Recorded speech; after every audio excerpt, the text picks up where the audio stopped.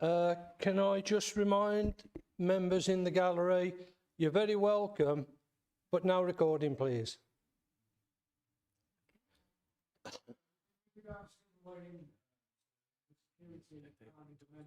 Sorry, Mr. Mayor, they are. Oh, they are. Sorry, my mistake. Yeah, no, you are allowed. I've just been informed you are allowed. Apologies. Okay, no problem. Sorry? So, yeah, that's fine. If you could just make sure that all of your phones are on silent and as quiet as you can, please. We're glad to have you here, but please don't shout out anything at all whilst the chamber's in meeting. Thank you. So, good evening all. Can I invite the chaplain to lead the council in prayer? Thank you, Father. Let us pray. Lord, the God of righteousness and truth, grant to our kings and his government, central and local, to members of this council and in all positions of responsibility, the guidance of your Holy Spirit.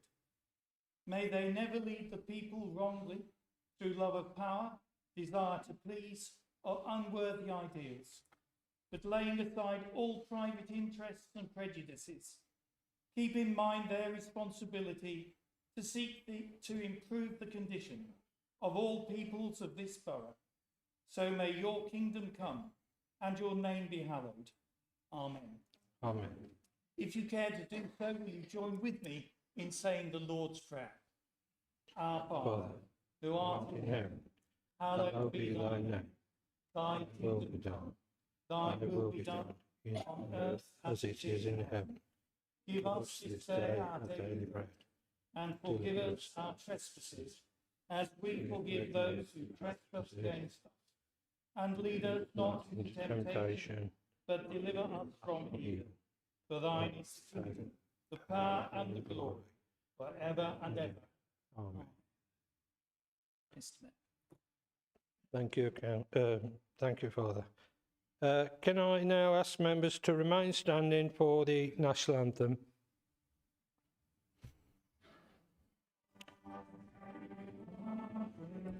Gracious King, long live our noble King, our Saviour King.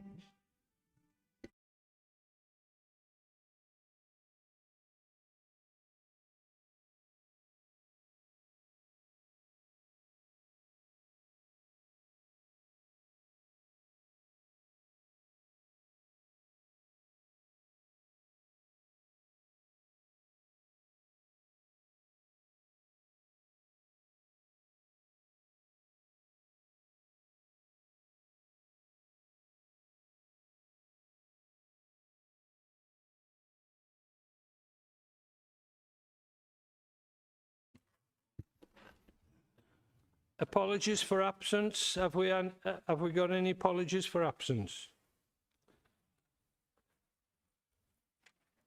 Kathy Baton is right.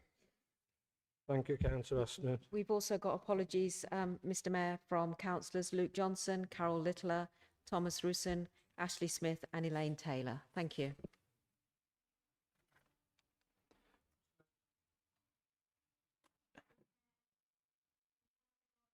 From Councillor Ian Sandel and Councillor Peter Dobb. Thanks, Councillor. Are there any other apologies for absence? So we've done all of that. Thank you. Declarations of interest. There is a general dispensation under the Members' Code of Conduct, which means that councillors do not have to declare an interest in relation to the ceremonial honours.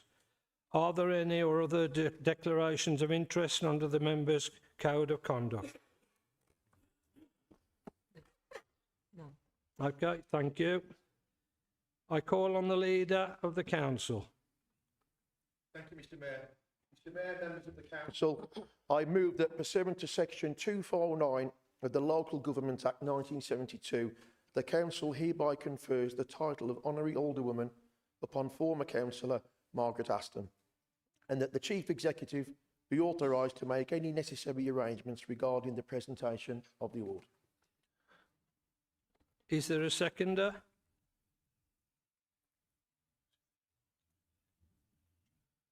Sorry, councillor.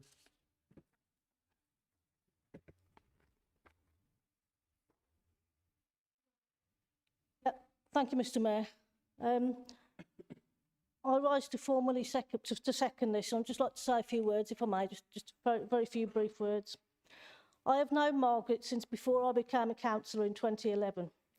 She was always supportive of myself, particularly when I joined as a member of the group, but most of all, she was dedicated to her ward and her role as a councillor. She notably steadfastly refused to go digital, and all correspondence had to be forwarded by mail or courier. It always amused colleagues that she seemed to get to know things before those of us on email. Margaret served for a total of 28 years, first in Sedgley and then 24 years in Castle and Priory Ward. She was Deputy Mayor 2013 to 14 and Mayor 2014 to 15, with Councillor Adam Aston as her consort. Margaret was a good old-fashioned community councillor, and though her health declined at the end of her term of office, she worked tirelessly for her community throughout those 28 years. It is perhaps a mark of how well justified this honour is that there has been a very vocal chorus of councillors, ex-councillors and party members wanting to know why this hasn't been bestowed previously. All on this side fully support conferring this title of honorary older woman on former councillor Margaret Aston, and I now therefore formally second the nomination. Thank you, Mr Mayor. Thank you, councillor. Right, it is customary not to have speeches at this stage. However, would any members wish to say a few words at this point? Councillor Adam Aston. Thank you, Mr Mayor. Very, very briefly, bearing in mind your initial comment on declarations of interest, but in the interest of absolute transparency, I declare the obvious interest. I call on the leader to reply. Again, very brief, Mr Mayor. A well-deserved honour representing this authority for almost 30 years, 24 of them in the Castle and Priory Ward. I know very well, that's where I grew up. And Margaret and the brothers really represented that ward really, really, really well for such a long time. And I think I think they're sorely missed, not just from the ward, but also from the chamber. Thanks, councillor. All agreed? Aye. That is carried. That concludes the business for the extraordinary meeting. We will now move on to the business for the ordinary meeting. Again, do we have to do apologies? Not really. No, we're okay on that. Okay, thank you. Any prior declarations? Well, we've done that, so I don't think that's probably changed. Okay. We have to do it again. Oh, right, we have to do that again, I'm being issued. Any prior declarations of interest made under the Members' Code of Conduct have been published online. I now invite members to declare any additional interests. Okay? No. Fine, thank you. I move that the minutes of the meeting held on the 14th of July and the 8th of September 2025 be confirmed as correct records and signed by myself. Does the council agree? That is carried.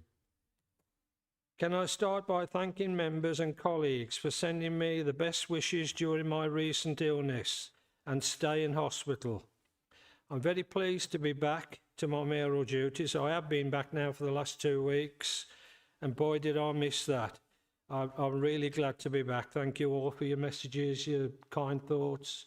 It really does carry people on when they're poorly, and it really carried me on. To be honest with you, I thought I was dying, but we won't go there. So anyway, we now move on to the last meeting. The council was informed of the death of former councillor David Eric Jones. It's also my sad duty to report on the recent death of former councillor Pauline Richards, who was represented the Cosley East Ward between 1983 and 1991. Former councillor Cheryl Billingham also passed away on the 10th of October.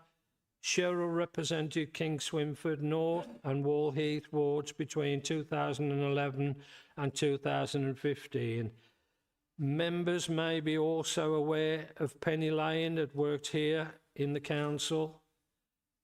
She was employed by council, electoral service team, sadly passed away earlier this month. And I believe that Penny was quite a young lady. Not that that makes it any easier, but there you go. It's quite a sad situation there. Can council please observe a minute's silence to mark the respect of their memories?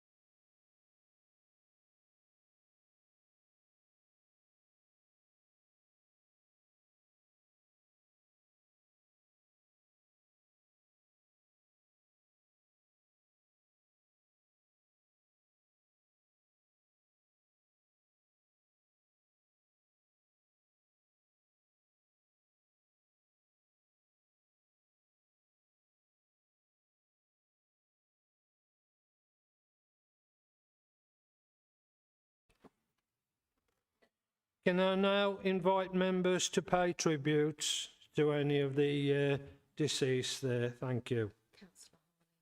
Councillor Harley. Thank you, Mr Mayor. Mr Mayor, Cheryl served from the 5th of May 2011 in Kingswick North and Wall Heath until May 2015.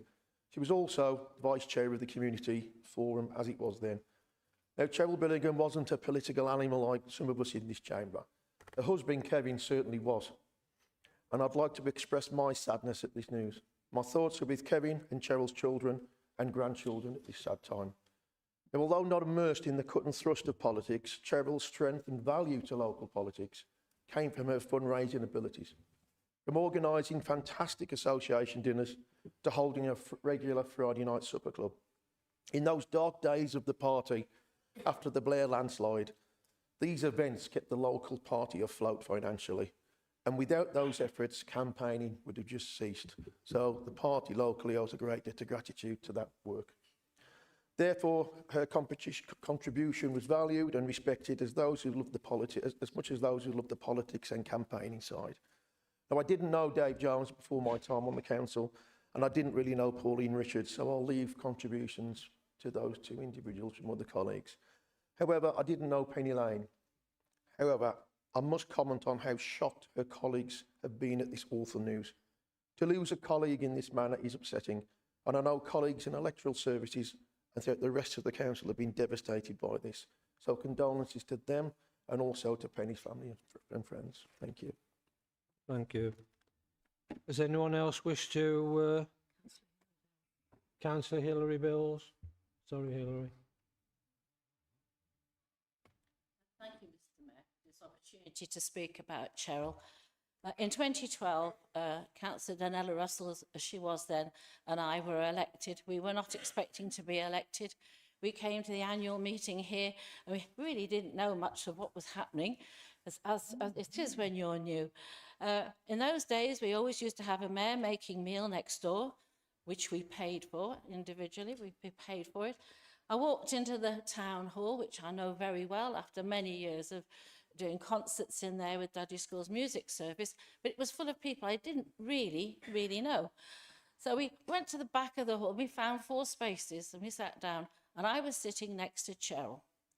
By the end of that meal, she was a lifelong friend, and we've been friends ever since. Councillor Harley is quite correct. She wasn't really a political animal, was she? She just wanted to do the best for everyone. But I have to say that her passing has come as a huge shock to all of us.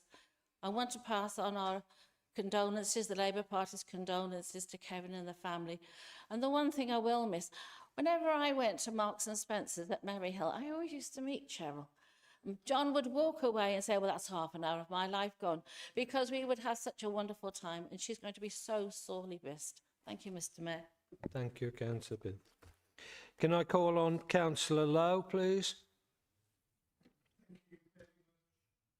Mr. Mayor, as well as everybody else, I want to send my respect and thoughts to Dave Jones, to Pauline Richards and to Penny Lane, and echo the words of the Leader of the Council. For my contribution, I really want to talk about Cheryl Billingham, an individual that I had the opportunity to know through many aspects of my life. In my formative years as a 16-year-old grebo listening to The Cure and Ned's Atomic Dustbin, we would often go to the nightclubs of Birmingham to watch Ned's Atomic Dustbin and to dance the night away in the mosh pit. We would then go back to the Billingham household, mainly because I fancied the daughter Ruth. Unfortunately, that love was very unrequited. And we would be woken up the following morning with loaves of bread and bucket loads of tea by Cheryl Billingham, who would simply not ask why the house was empty at midnight and now had 20 sweating teenagers on her floor, but would simply give us buttered toast. Years later, we found out that she was working at Brawley Hill Baths, where she worked for a considerable amount of time. Myself and my friend would often bunk off Halsowing College in order to go and share a buttered toast and a cup of tea with her. Many years later, through Kevin, we were reintroduced to Cheryl through politics, and I think as Hillary has outlined, a more wonderful human being I think you'd have great difficulty to find. She was certainly a listener who would have time for everybody, and I think as the Leader of the Council said, whilst not involved in party politics, she certainly had an ongoing and lifelong interest in the politics of her community and what was going on within that. I know that Kevin and Ruth and all that know Cheryl will sorely miss a good public servant and somebody who served this borough with great dignity and respect. Thank you very much, Mr. Mayor. Thank you, Councillor. Can I now call on Councillor David Stanley? Thank you, Mr. Mayor. I rise to speak about Pauline Richards. I knew Pauline for quite a number of years prior to joining this council, given my age away there, of course, and served with her for quite a number of years in the old Dudley West constituency. She was always a person you could rely upon for fundraising, doing all sorts of activities, including the ladies' luncheon clubs, which were operating at that time. My relationship with her was very, very good indeed. She joined this council about 4 years before myself and did 8 years. I can only praise the work that she did for the Conservative Party in those days, how dexterous she was in her ability to do things. And then, of course, in 1983, getting elected for Coastal East, which was quite an achievement in those days, to be perfectly truthful, and did another term down there as well. And I know that the way she spoke passionately about the folk of Coastal, you know what I mean, she really enjoyed her time down there. But looking back, Mr. Mayor, a service over that 8 years, it sort of brought back happy memories. It was like walking down memory lane when I looked at the list of what she'd actually done for this council in those mere 8 years. Serving on the Environmental Health Committee, the Performance Review Committee, the Recreation and Amenities Committee, Effective and Efficiency Committee as Shadow Chairman. That was a very interesting situation to be in. I was on that committee myself in later years, and I think a former councillor that used to be the chairman of it, taking us all sorts of places all over the place to pay special visits to learn a bit about other authorities we're doing and also what other businesses are doing. So, as I say, it was a great honour, great respect to know the lady who worked so hard for the community of Coasley and also served so brilliantly well on this council. And I'm now looking over towards Councillor Ridley. I can safely say she represents the independent state of Coasley. This is what we know it locally as between ourselves. Perhaps a bit of a standing joke. Of course, Mr Mayor, my deepest condolences go with the family you know, this very, very sad time indeed.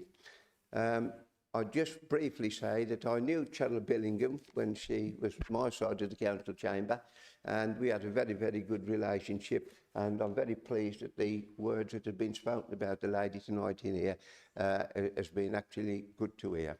So, Mr Mayor, that's as much as I've got to say, and you'll be quite happy I'm now going to sit down. Thank you. Thank you, Councillor Stanley.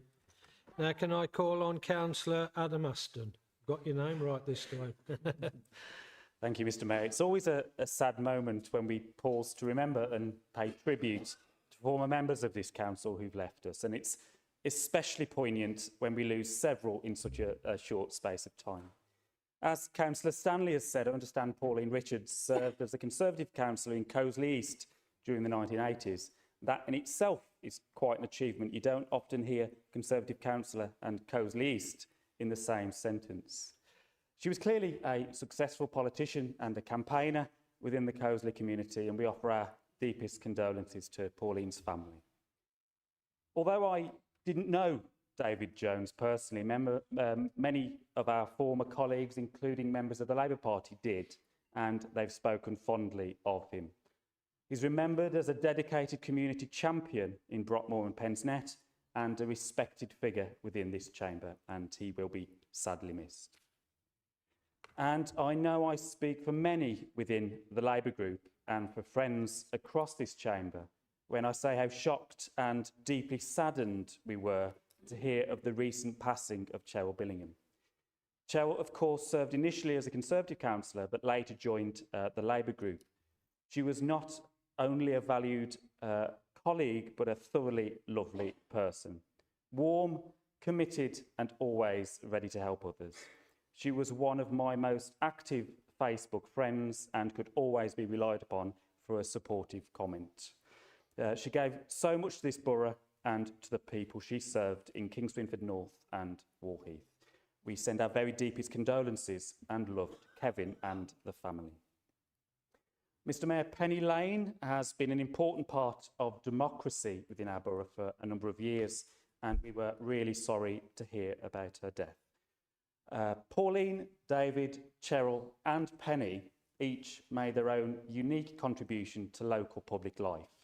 They're part of the civic and political history of our borough, and we will remember them with gratitude and respect. Thank you, Mr Mayor. Thank you, Councillor Aston.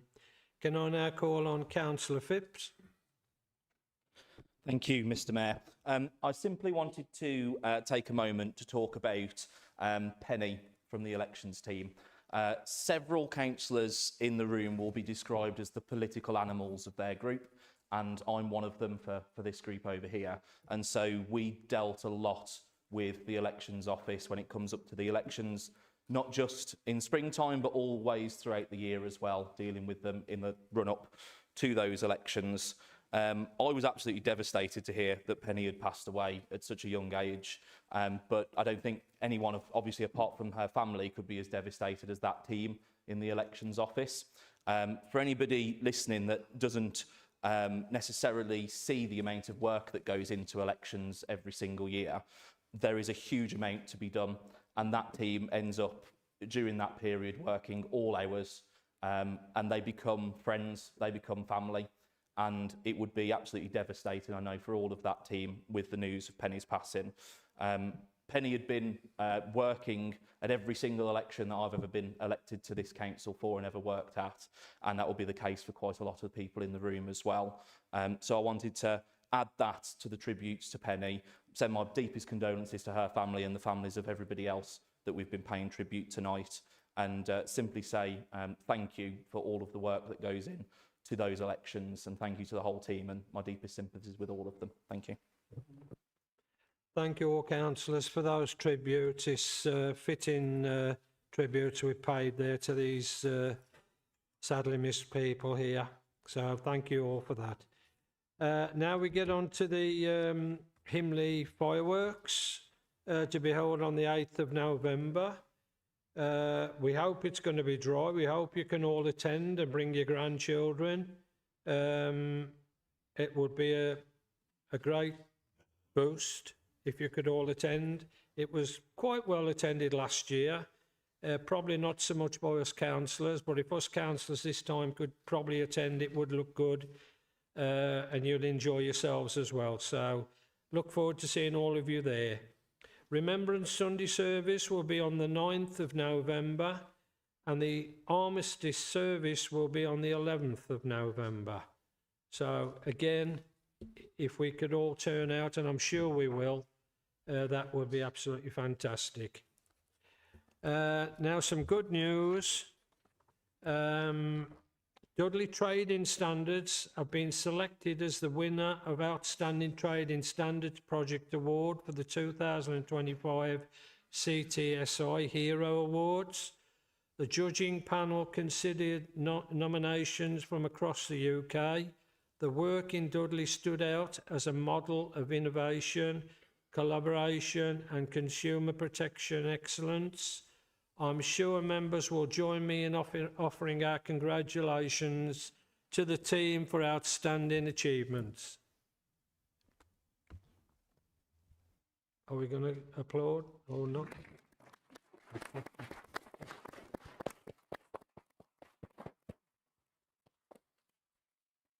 It's all right, there was a dead silence here. I don't know whether you were all shocked to the floor or... but I just thought I'd just announce it. Under the provision of the petition scheme, a petition for debate has been received containing over 3,000 signatures. Can I clarify that there is a maximum of 30 minutes allowed for this debate? No formal motions will be moved or votes taken during this debate. There is no right of reply at the end of the petition organiser. Can I now welcome Marco Longhi to the meeting?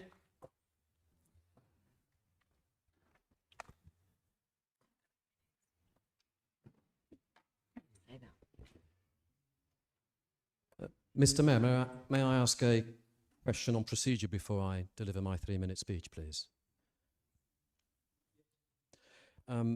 In other councils, the petitioner actually reads out the petition itself in advance of the 3-minute speech. Would that be practice here as well, or shall I just go into the speech? Right, okay, thank you. As long as it's not in my 3 minutes. Okay, thank you. So the wording of the petition itself, as has been advertised on the council's website for a few weeks now, states as follows. Dudley Borough residents are deeply concerned about the effects that the increased presence of illegal immigrants stroke asylum seekers is having within the Metropolitan Borough of Dudley. We, the undersigned, note the recent High Court decision on the Bell Hotel in Epping, Essex, and call on Dudley Metropolitan Borough Council to reject the relocation of illegal migrants asylum seekers by the Home Office to any hotels within our borough.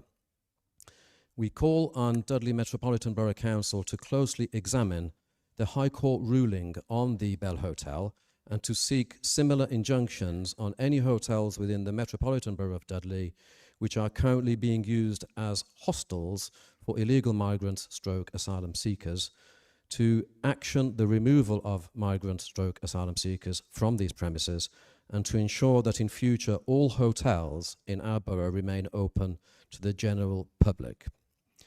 We further call on Dudley Metropolitan Borough Council to examine if sufficient weighting is given to the fear of crime aspects with the dispersal of illegal migrants asylum seekers in the community via HMO housing. The fear of crime is a material planning consideration, and given the documented higher incidence of crime associated with the housing of said individuals, we request the council undertake an immediate planning review into its policy for granting HMO status to applications it receives. That is the wording of the petition. If I may now start on the 3-minute speech. Thank you. Thank you, Mr. Mayor, for inviting me to speak this evening. I speak today on behalf of more than 3,200 Dudley residents who signed my petition because they believe their voices are being ignored. These residents, Mr. Mayor, are not extremists. They are not agitators. They are ordinary, decent people who love this borough and who want to feel safe in their own communities. They are deeply concerned about the unchecked spread of unauthorised HMOs and the quiet repurposing of different buildings for asylum accommodation without proper planning consent or consultation. This is not about hostility, it's about fairness, it's about safety, and it's about accountability. An Article 4 direction requires that smaller HMOs have planning permission. That's a good policy, and Dudley has it. But policy without enforcement is meaningless. We need action that residents can see. So I would ask the council to do the following. Publish a list of all HMOs, quarterly enforcement data reports so the public can see what the council is doing, what action is taken, and within identified timeframes. In considering applications, I ask that the council to give fuller weight to the fear of crime as a legitimate material planning consideration, and to seek further specialist legal advice so that the council is ready to apply for and defend injunctions if it needed to, just as Epping Forest successfully did under the Bell Hotel ruling. Recent events in nearby Walsall, where the tragic murder of Rhiannon White has been linked in press reports to an individual seeking asylum, have understandably heightened local anxieties. Of course, due legal process must take its course, but such cases underline why residents are right to demand that planning control and public safety go hand in hand. It also reinforces why greater weighting should be given to the fear of crime. I do want to place on record my respect for the council's planning officers and enforcement team.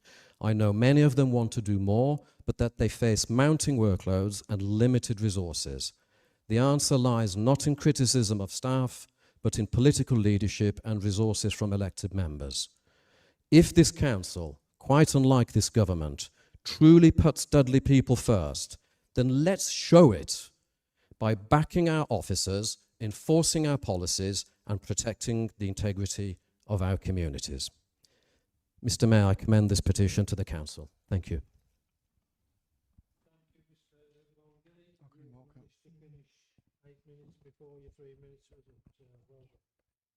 Thank you. The matter is now open for debate. Members of the council. Councillor Harley. Councillor Hawley.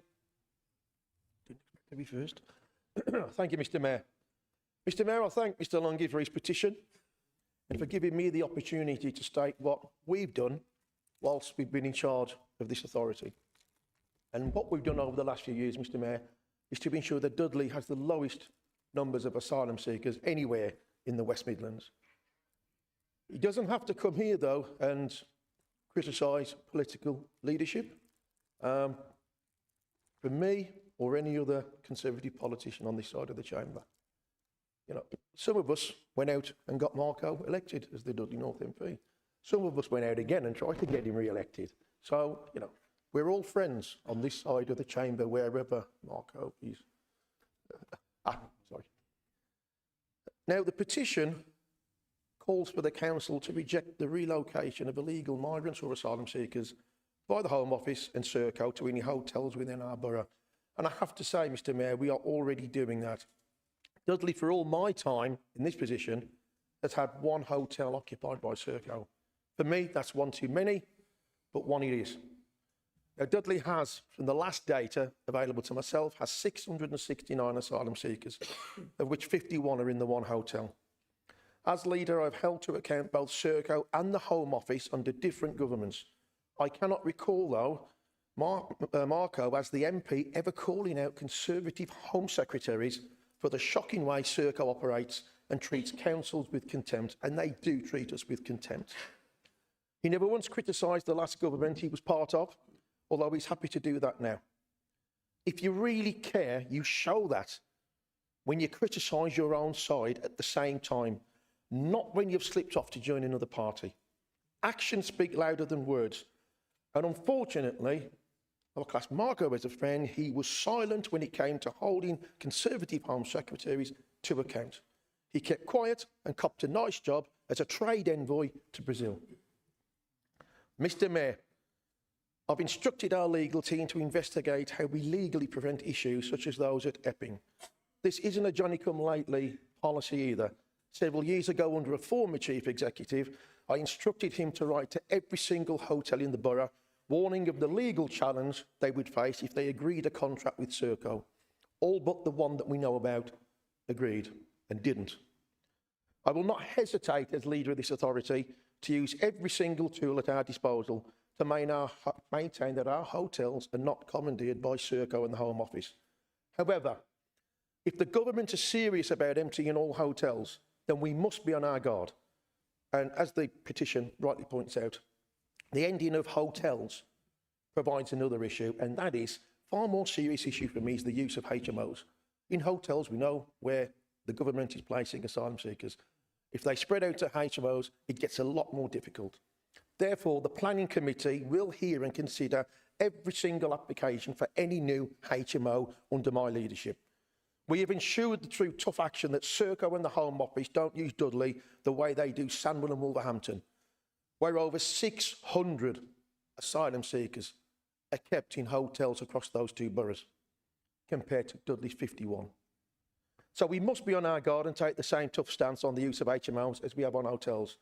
Mr. Mayor, I don't have an issue with agreeing with the sentiment and the contents of the petition, but in all honesty, we, this side of the chamber, as a traditional Conservative-run administration, are already doing what is being asked, and we will continue to hold the government, Home Office and Serco to account to ensure Dudley doesn't face the same issues as our Black Country neighbours. Thank you.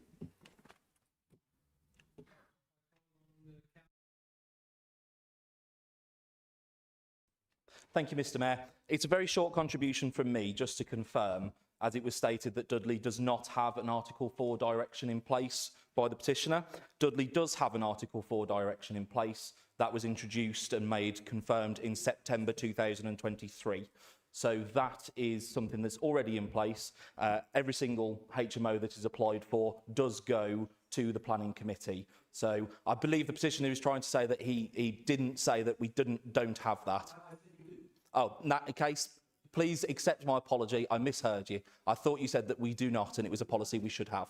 But we have already done that, so thank you. Thank you, Mr. Mayor. Let me be clear.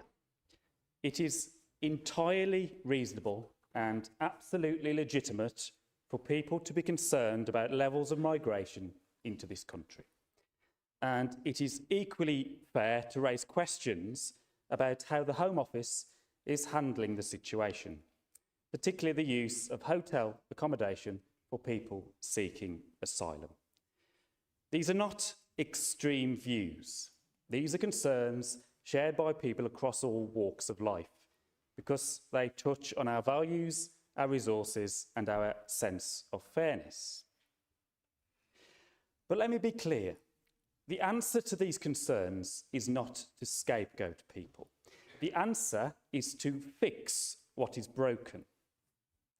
What we need and what we should all demand is a strong, fair and efficient immigration and asylum system. A system that processes claims quickly and fairly, offers sanctuary and compassion to those fleeing war, persecution or torture, and just as importantly, removes and repatriates those whose claims are not upheld and who have no right to remain in the UK. When the system works, there is no need for hotels, there is no need for temporary HMOs in residential areas, and there is no need for communities to feel like they've been left in the dark. So here are the facts. When the government took office 16 months ago, it inherited 224,742 cases in the asylum system, over 224,000 cases. That included an asylum backlog of 85,839 cases affecting over 119,000 people. That backlog didn't appear out of nowhere. It was the result of years of failure to maintain a functioning immigration and asylum system. And yes, that includes former MPs like Mr Lungi, who was part of that government. They allowed delays to spiral out of control. They left people in limbo, unable to work, unable to move forward, stuck in hotels for months and even years. And they left communities without the funding, the information or the infrastructure to cope with the consequences. Mr Mayor, every delayed asylum decision is a cost to the taxpayer, and every delay creates anxiety for people who may have suffered trauma and adds pressure on local services. The Labour government has processed tens of thousands of older claims and are on track to eliminate them entirely. They have ramped up the recruitment of asylum caseworkers, and they've committed to ending the use of hotels completely by the end of this Parliament, and their success will be judged at the ballot box. This is not about being tough or soft on immigration. This is about being competent, fair and efficient. Mr Mayor, truth is not just a virtue, it is a responsibility. Words which are shared faster than facts and opinions dressed up as evidence serve only to sow division within our communities, and I hope that no one in this room wants that. I'm sure Mr Lungi will join me in condemning anyone spreading misinformation on this issue. Thank you, Mr Mayor. I now call on Councillor Peatlow. Thank you very much, Mr Mayor. My contribution will be relatively brief. I find myself in part accepting and noting both the contribution of the Leader of the Council and the Leader of the Opposition. And part of my contribution was I wished some of the national figures actually used the language and the tone that that you have used in this council chamber, because I think it would go a long way to talking about this matter responsibly. Mr Mayor, we raised concerns as a Black Country Party as way back as March of this year and implored the council to have an open discussion about the issue, because if we were not to have that, then we run the risk of allowing those political parts of our spectrum that we do not wish to have within Dudley trying to take ownership of that. Councillor Aston and indeed Councillor Harley are absolutely correct when we look at the facts of this matter. This is not an issue of October 2025. It's not an issue of June 2024. It's an issue that we can evidence and trace back to when Marco Lungi was a Conservative Member of Parliament. The reality of what we have really good intended people signing a petition for political ends. And that, Mr Mayor, is where I think we have a number of concerns. Now, I'll be quite clear.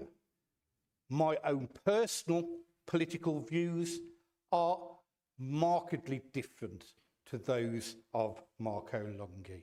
I believe our country is a tolerant country. I believe it involves and includes people of many faiths and no faith at all. The Britain that I proudly defend looks at what we can look at, how we unite those communities, how we work in those difficult positions to overcome those obstacles. And I know, because I spoke to a number of people who signed this petition, believe exactly the same thing. Now, the second part of the petition talks about HMOs, and I think it's important, Mr. Mayor, that we don't take that in isolation. Because yes, whilst of course houses of multiple occupancy can cause its own community tensions, they don't do that in isolation. Austerity, the fact that we don't have decent housing, all have a significant impact upon the concerns of our communities. Now, Mr. Mayor, I hope my crystal ball is wrong, but what I can envisage is between now and the May 2026 elections, as people attempt to put themselves forward, maybe even see themselves as Dudley residents, in order to seek the support of the ballot box, we will see more of these instances coming forward. So I'll be very clear, Mr. Mayor. We recognise and we admit many of the issues raised within here, but we also see that vibrant Dudley that all people in this chamber are seeking to encourage, one that looks to what unites our communities, not divides our communities. A Dudley that is tolerant, that recognises and will discuss those challenges we have. That is a Dudley that I recognise, and that is a Dudley that I am proud to be part of. Thank you very much, Mr. Mayor. Thank you, Councillor Lowe. I now call on Councillor Andrew Tromans. Thank you, Mr. Mayor. We note Mr. Longy has braved the dangerous crossing from Walsall to tonight to present his petition, and we applaud his strenuous efforts. On his journey, he moved from a borough which houses more asylum seekers than the borough we now stand in, according to figures published by the Home Office on the 21st of August. Drawing on that same data set, asylum seekers represent 0.2% of the population in Dudley, and as the petition mover will know as a former MP, most of them have no recourse to public funds. Within that 0%, in that smaller minority of the population who are asylum seekers, are Afghan citizens who served alongside our armed forces in Helmand, and they were offered safe passage to this country in 2021. Speaking to the wording of his petition, which calls for injunctions against hotels that are being used as hostels for illegal immigrants, there is only one facility in this borough which is used for that purpose, as Councillor Harley alluded to in his remarks. However, what we do have is a number of hotels which are being used to house homeless families from the UK. These families are drawn from neighbouring Black Country authorities and London boroughs. That is the shameful legacy of the previous Conservative government he served in. Mr. Longy, your petition speaks to deep-seated grievances within our community, which you knowingly exploit. People are angry, and rightly so. Real wages in the UK have stagnated since 2008. A weekly shop for a family of three averages at £95, and that's just the basics. We've had 15 years and counting of austerity, which have left our public services on their knees. And meanwhile, our waiting list for social housing in this borough hovers at around 5,000. In the last with all of this happening, in the last 30 years, the British taxpayer has paid £200 billion to shareholders who have a stake in key British industries which were privatised in the 1990s, including water and Royal Mail. The 50 wealthiest families in this country hold more wealth than the poorest 50%. I move and I submit to you, Mr. Mayor, that the people who do the most harm in our society arrive by private jet, not small boat. All of us in public life have a duty to promote community cohesion using reasoned and robust debate instead of peddling fear and division. In the summer of 2024, this borough was spared the violent disorders that other areas endured. After our last council meeting, officers of this council were harassed while carrying out their duties. And it is now necessary to hire a private security firm to protect people who work in this building, I urge you to reflect on your actions and play your part in reducing community tensions in our borough, Mr Longy. Thank you, Mr Mayor. I now call on Councillor Ryan Priest. Thank you, Mr Mayor. Marco, first let me start by saying I agree with the principle and the problem that you've raised, that the asylum system in this country is broken. Anybody with sense can see that the backlog is spiralling out of control with no safe and legal route into the country, forcing asylum seekers into small boats and across the channel. And then when they get here, applications routinely take years to process. The government's response has been to house asylum seekers in hotels, an awful policy that's driving tension in our communities, devastating tourist economies, and fundamentally is a pretty poor place for families and children to live. But the brass neck, Marco, of you, of all people, to bring this petition here tonight is staggering, because it was you, your government, that broke the asylum system in the first place. It was you and your government who introduced asylum hotels. In fact, Marco, you're the only person in this chamber tonight who could have done something about it when this disastrous policy was introduced. It was you and your government that broke the system, and now you're trying to build a campaign out of the rubble. You are not on the side of the people on Dudley, you're on your own side. You know full well the division that you stir, and I suspect you do it with intention. There's no community you wouldn't tear apart if it meant a whiff of the halls of Westminster once again. And you know full well that this council has next to no power to affect asylum policy, because that's how your government designed it. You and your party, and your previous party too, use the language of patriotism to spread misinformation. But it's not a patriot who seeks to divide our country and our borough for their own gain. It's not a patriot who flies cheap nylon flags made in China at half-mast across the borough. Patriots are the people who wake up early every Saturday morning to litter pick in the local park, who are baking cakes to sell to raise money for their church roof. Patriots are the people who recognise that things aren't great right now, that the asylum system included in that is something that is broken, and that things are difficult. But the history of our country is that there is always light at the end of the tunnel, and we reach it by coming together and building community and getting stuck in to fix what's broken. For politicians, that means fixing the asylum system and sorting out the mess that the previous government made. Excuse me.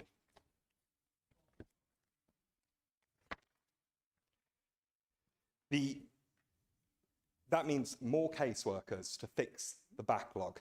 That means getting tough on the gangs that are profiting from this. But the reality is that local government does not have the tools to fix this problem, Marco. You are here for your own gain. It is the government, the previous government and the current government, that need to fix this problem. And you can shake your head, Marco, but you are taking for the people in the gallery tonight for a ride, for your own gain. I echo the comments of Councillor Tromans and urge on you to reflect on that. Excuse me, can we have silence in the public gallery, please? You have been warned, please be quiet. Ryan's finished, Sean. Okay, can we now have Sean Kesey, please? Oh, I heard the big intake of breath then. Don't worry, it's not going to be that bad. Thank you to Councillor Harley, and thank you to Councillor Ashton. I think everything that you said tonight was genuine. I think it came from what you believe. None of it was personal, and that's the way it should be. Then we get to the Liberal Democrats gaslighting. My goodness me, you blame Marco for the actions of people that are sitting in the gallery and for the 3,200 people that signed his petition. They're not puppets. They're people with genuine concerns, and to write them off the way you just have, I think is absolutely shameful. Just to Councillor Harley, very quickly, and I'm sure I'd be doing the same if I was still a Conservative, but as far as I'm aware, Marco's job in Brazil wasn't cushy, it wasn't paid. It was just part of his role as a trade ambassador. I don't believe there was any financial gain at all. Prove me wrong and I will happily apologise. I also think, from my viewing of BBC Parliament on many occasions, that I have seen Marco trying to take on the leadership of, as it was then, the Conservative Party, to express his reservations about what was going on with immigration. Again, please correct me if I'm wrong, but I think I've seen it. I'd got much more written down here, but I've had to cross quite a lot out simply because Councillor Harley and Councillor Aston said what I think they genuinely believe. But let's be honest, the people of Dudley didn't create this crisis. Conservative, and specifically the Blair Labour government, did. They opened the borders, they lost control of asylum and enforcement, and they left local councils to pick up the pieces. And now, when residents express real fear, frustration and hopelessness, the response from certain people is ridicule. But ask yourself, do you really think people would be this upset, this angry, if they were living comfortably? If they weren't worrying about how to heat their homes or put food on the table, or whether their children will ever own a house? Of course not. People are angry because they've been driven into hopelessness by the very same failed policies that both establishment parties have championed. You've broken Britain, you've broken hope, and now you try to shame anyone who dares to say so. This debate isn't about hope, it's about accountability. It's about asking why our own residents believe they are being pushed aside while millions are spent housing people who came here illegally. It's about fairness, decency, and standing up for those who feel forgotten. Let's tackle these issues that have made this petition necessary in the first place and show the people of Dudley that their voices still matter. Thank you, Mr. Mayor. Thank you.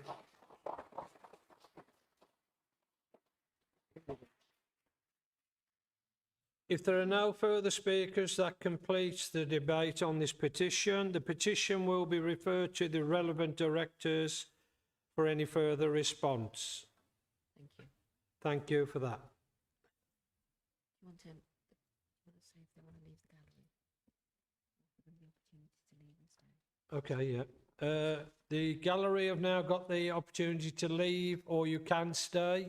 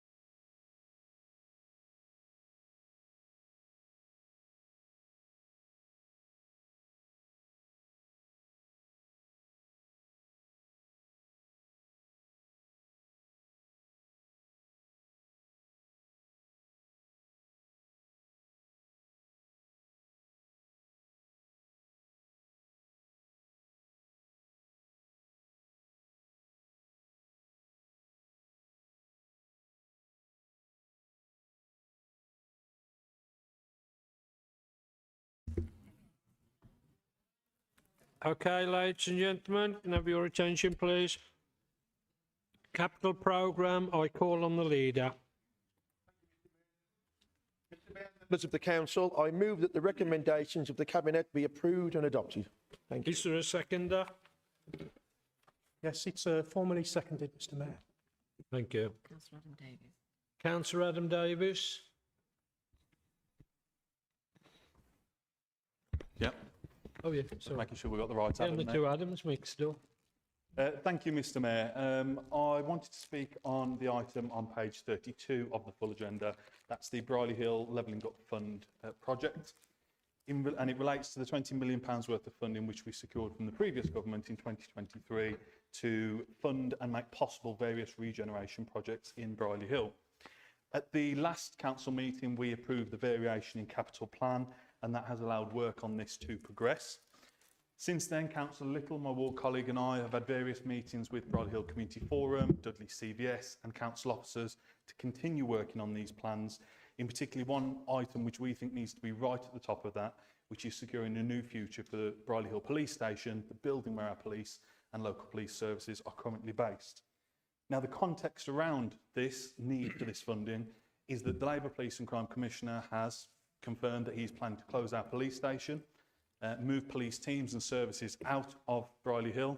Sadly, he has been backed and supported by the Labour MP who is here tonight, who thinks that it's a win for Briley Hill to have less services, less teams, less police based in our ward. I can confirm, Mr Mayor, that is not a win for our residents. Our residents do not feel it is a win, and therefore we need to keep pressing for the right teams and services to be provided by the police.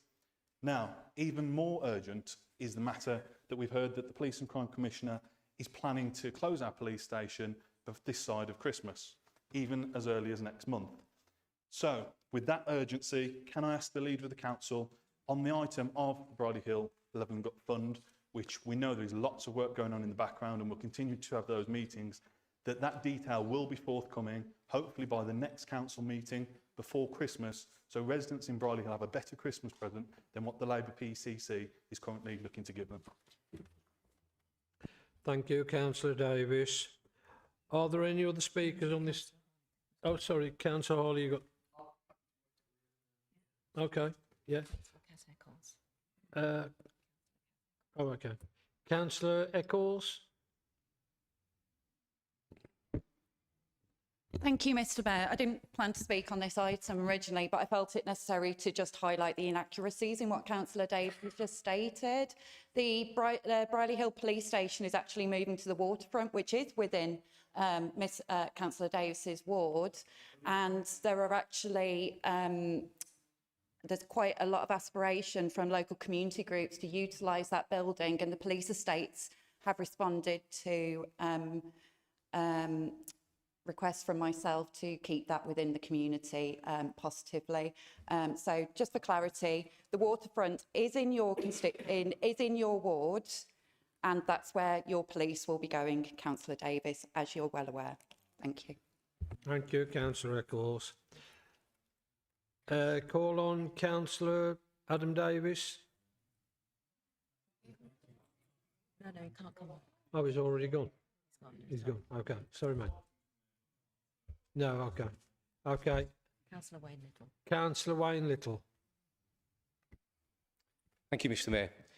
Yeah, just to reiterate that, the resources that are moving to the waterfront, as you state there, Councillor, are a neighbourhood team where they would just be based where their lockers are effectively. The station that is being closed currently sits as the strategic hub for Dudley Police Station, as I'm sure you're aware. There are a number of vehicles, there are 24-hour response teams, there are all the investigation and backup officers that work out of Bridley Hill Police Station and have done for a very long time.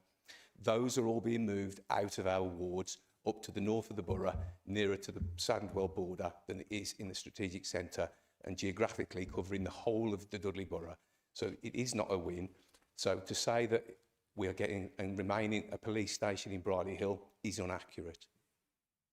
Thank you, Madam Mayor. Mr. Thank you, Councillor. Call on the leader to reply. I call on the Leader to reply. Thank you, Mr Mayor. First of all, to Councillor Eccles, yes, there will be a police presence at the waterfront, but as my colleagues have pointed out, that is not the same as having a police station. It simply isn't, and that's what the people of Bridley Hill want. And I commend the ward councillors for the campaign that they've led to try and retain that. Reference Councillor Davies' questions. I can confirm the intention to report on the revised schedule of local regeneration fund projects, formerly LUF, to the December Cabinet meeting. Whether that will come in time for the December full council meeting, I'm not so sure. Now, the Bridley Hill ward members, Councillor Davies, Little and Councillor Cook, are always briefed on the revised programme, which is or should be non-contentious. Tim Sunter, who chairs the Bridley Hill Town Board, is also briefed along with the Bridley Hill Community Forum directors, and they are, I have to say, extremely supportive. And the people in Bridley Hill, the councillors, the traders, people like Tim Sunter, instead of just moaning about this, that and the other. They actually all pull the sleeves up and get on with it and get stuck in and actually assist the council greatly. And I wish we could have that sort of spirit right across the board. There's also an indicative allocation of £4 million for improvements to the police station. This can be increased or reduced once the nature of the scheme and our delivery partner is known. Any additional sum will come from programme headroom. This could also be allocated to support additional regeneration project work or Midlands Metro Phase 2C. And I have advised Councillor Davis of the attended approach. The debate over whether to contribute the headroom to Metro will form part of the discussion in the Cabinet paper, and I hope that assists all three ward councillors. Thank you. All agreed? That is carried. Constitutional update. I call on the leader. Thank you, Mr. Mayor. Mr. Mayor, members of the council, I move that the recommendations in the report be approved and adopted. And in doing so, I think it is extremely disappointing that we have a series of amendments put forward tonight. There was a small working group of councillors, cross-party, that worked very hard, along with the monitoring officer and his team throughout the summer, to bring forward a new constitution. So it's disappointing that these series of amendments weren't brought forward at the time and are now being brought forward on a full council night when we've already had a half-hour debate on a petition. We have several notices of motions to get through, and I just think it's extremely disappointing and bad politics. Thank you, Mr. Mayor. Is there a seconder? Yes, seconded, Mr. Mayor. Thank you. Are there any speakers on this item? Councillor Priest? This goes to the amendment, Mr. Mayor, or on the motion itself. Amendment 1. Thank you. Thank you, Mr. Mayor. As Councillor Harley pointed out, there are a series of amendments tonight on the Constitution. I know there's a lot to get through, so I don't intend to speak long on any of the amendments that I'll be moving. What I would say is that this council does not belong to the administration, it doesn't belong to officers, and it doesn't belong to us as councillors either. We're here as representatives of the people who elect us, and the First Amendment and the amendments for the rest of this constitutional changes reflect that. Their voices, residents' voices, should be heard in this chamber. Firstly, by recognising this chamber as the sovereign decision-making body, ensuring that councillors maintain the right to access information needed to do our jobs properly and effectively as the people who elected us are tasked to do. And finally, considering the financial challenges that this authority has faced over the last few years, it is also right that the definition of a key decision remains at £250,000 rather than the proposed £500,000 to ensure effective and a robust scrutiny. This constitution should work whether there is one party or 70 in the chamber. It should ensure transparency and that the power is kept in the hands of the people of this borough. I urge all members tonight to back this amendment, the amendments that we'll hear throughout the night, and resist the power grab. Thank you. Thank you, Councillor Priest. Is there a seconder? Is there a seconder? Thank you, Councillor Lowe. Move to debate on the amendment. Move to vote on the amendment? Debate on the amendment. Debate on the amendment, sorry. Jumping the gun there. Councillor Phipps. Councillor Phipps? Just through you, Mr. Mayor, just to clarify for members. So we are just debating in terms of Amendment 1 that has been formally proposed by Councillor Priest and seconded by Councillor Lowe. Thereafter, once we have debated the item, there will be a right of reply for Councillor Harley as the mover of the overall motion, and thereafter we will have a vote on Amendment 1 only.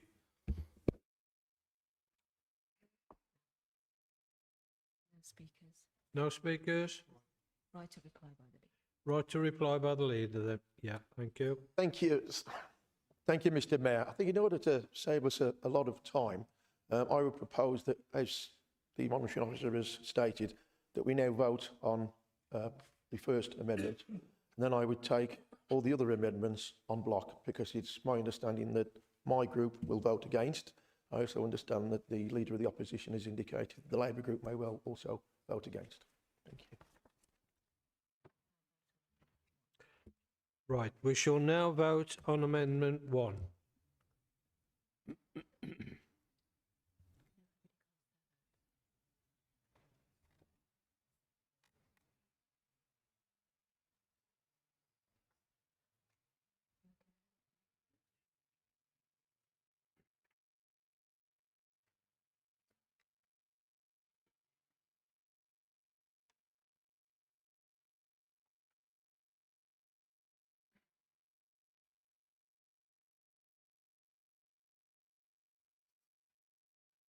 That's in favour of the amendment. The amendment is carried. The amendment is carried.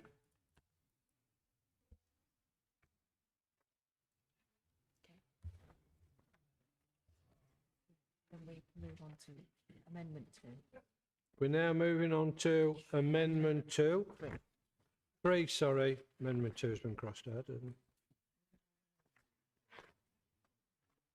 Amendments 3 3. to 8.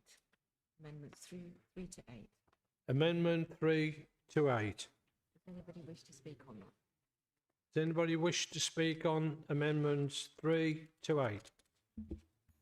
Just to assist you, Mr. Mayor, and just through you, Mr. Mayor. So, as circulated to all members, we have Amendment 3.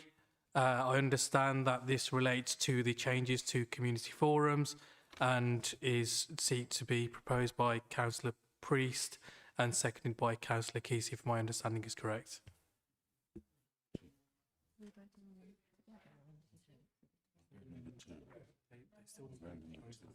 Been scrubbed out.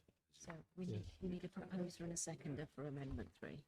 We need a proposer and a seconder for Amendment 3. Councillor Priest. Councillor Priest. Thank you, Mr. Mayor. I think the confusion in the chamber is about us skipping straight on to Amendment 3 rather than Amendment 2. So for the avoidance of doubt, Amendment 2, I believe, has been rejected because it's legally not able to be seen by this chamber. Is that right? Okay. And then on the proposal from the leader to accept these on block, I believe that the right to do that lies with the proposer and the seconder, not with the leader. I think that's correct too. That's right. So, okay. So you, Councillor Priest, if you propose, and then there's a seconder on Amendment 3. Okay, brilliant. Thank you. So Amendment 3 is an amendment that would confirm the changes to community forums that have already been discussed by this council. It went through last year's Overview and Scrutiny Committee, of which I was a vice chair and Councillor Kesey was chair. There was a clear motivation to have community forums in a more localised and more relevant for attendees.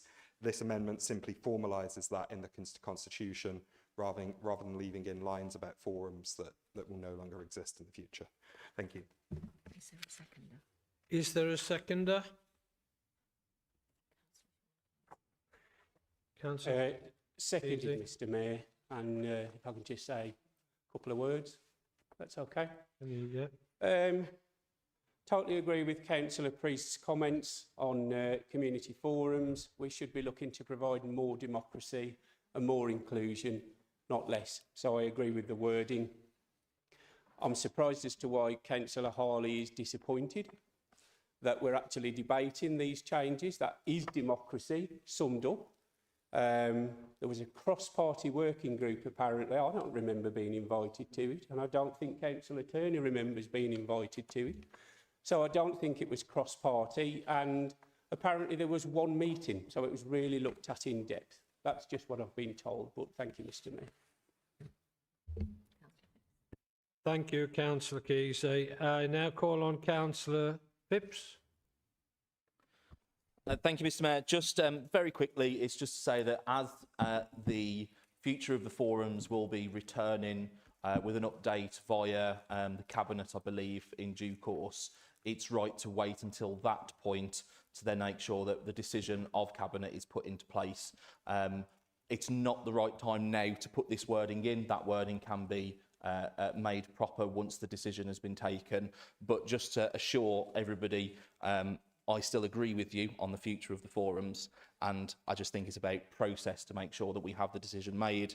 Once that has been finalised, then we can make sure that the relevant wording is put in that has been viewed and cleared by the relevant officers, by the monitoring officer. So it's not a vote no to kind of stop any changes to the forums. Those will still come along. It's just still being worked up. And once that's in place, then the relevant wording will be placed in the Constitution. Thank you.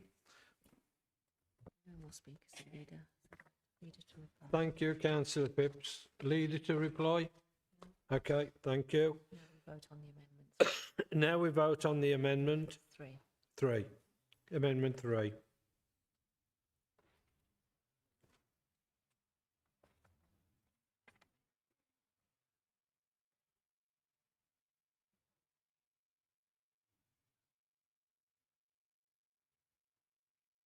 Amendment is defeated. Amendment is defeated. And now we move to Amendment 4. And now we move to Amendment 4. Councillor Kesey.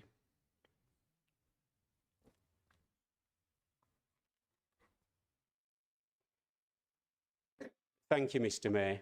I've got to say I'm really disappointed in the Labour group this evening. I think I've got a good working relationship with most of the councillors sat here tonight, and how you could actually say no to giving local councillors more of a say in community forums is quite beyond me. But anyway, moving on to Amendment 4. Mr Mayor, I don't think it's sunk in yet that two-party politics is dead. It's gone, as Monty Python would say, it is deceased, it is no more. So why we're being asked to give delegation powers to the two largest Councillor Kesey, groups? can I just interrupt there? Are you talking on Amendment 4? Yes. Yes. Okay, thank you. Thank you. You've put me off my stride now. But Sorry. Two-party politics is That was the done. plan. And I don't personally feel it's fair that a decision should be made by two group leaders when there's actually 4, possibly 5 group leaders sat in this room. It's not right. And I can guarantee you that if and when I think we're all pretty sure is coming next May happens, and the May afterwards, this will be reversed if it goes through. Because every single political group within this chamber should have a voice in the way that decisions are made. So I propose this amendment. Thank you, Mr Mayor. Thank you, Councillor Kesey. Is there a seconder? A seconder on that one, please?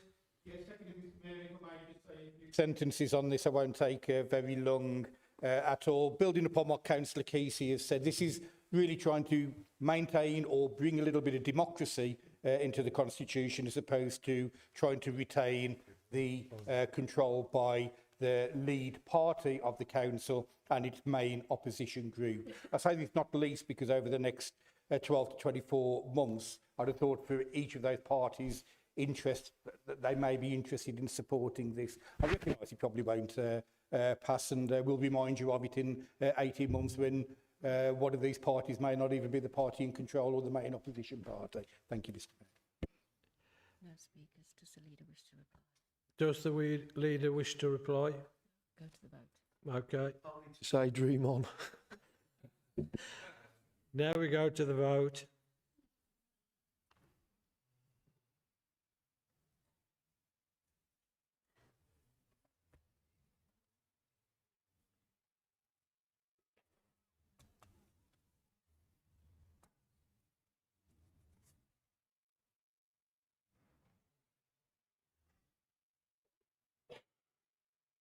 Defeated, Mr Mayor. That's defeated. On to amendments. And we're now on to Amendment 5. Councillor Lowe, could have saved you sitting down there, saved the crease in your trousers.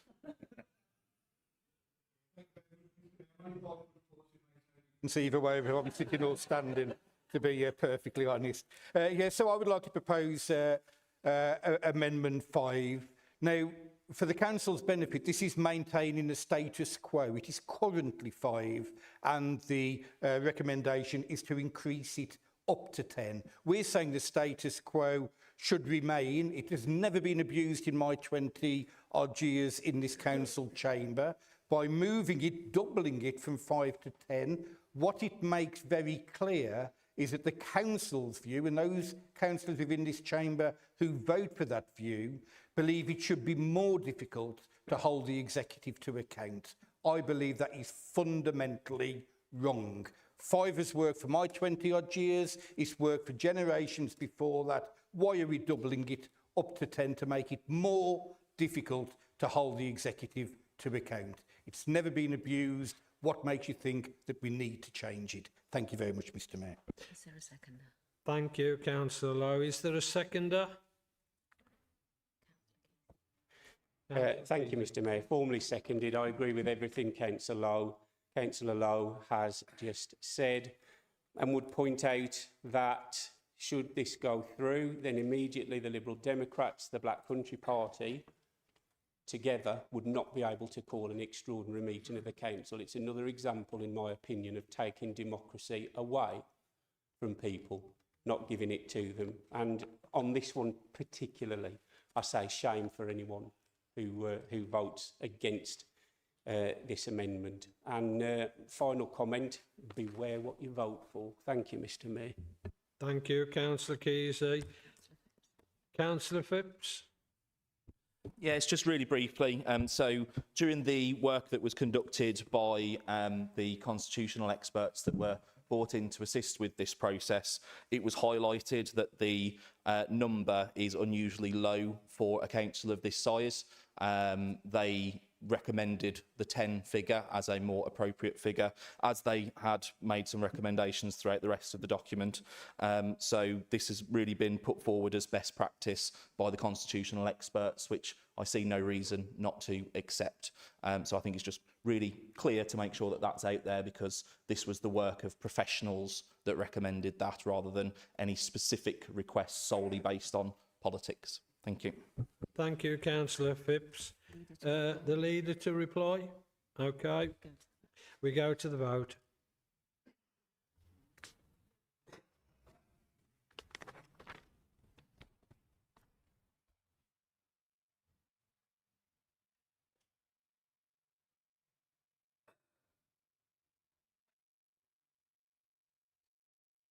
That is a no. Defeated, thank you. Now we go on to Amendment 6, and with Councillor Kesey.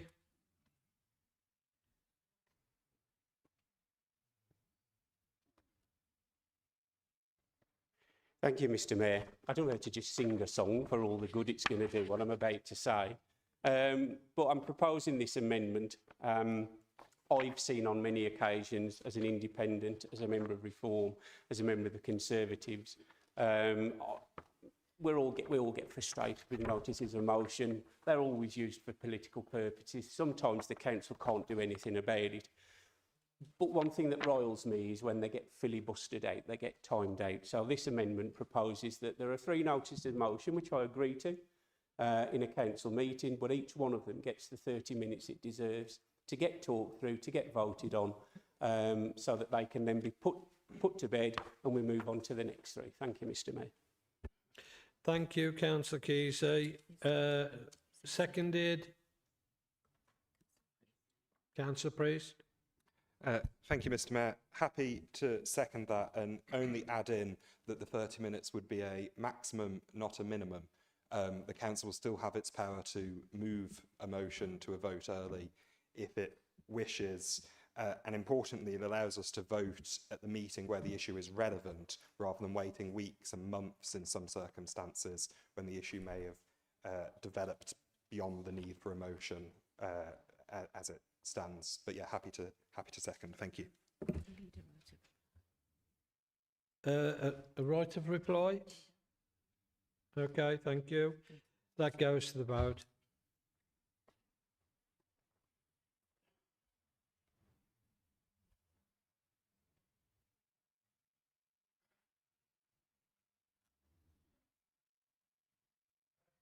That's defeated. Thank you. We now move on to Amendment 7. Councillor Priest. Thank you, Mr. Mayor. This amendment is about the subject of motions, so it ensures, as the changes suggest, that the council would not go about its legal powers, but importantly, it ensures that bringing something to this chamber is a power that councillors are responsible for, not to be held back by any constitution. And if members feel that a motion is not suitable to debated here, if it's not relevant to Dudley, that the appropriate time to raise that would be when that debate is happening, not to presume that it's irrelevant to the people of Dudley. After all, we are all elected here to serve them. Thank you. Thank you, Councillor Priest. Is there a seconder? Mr. Mayor, the amendment speaks clearly and will remind you when it gets voted down in the future. Thank you very much. Okay, thank you, Councillor. That goes to the vote. Oh, sorry, Councillor Hawley. Go to the vote. That goes to the vote.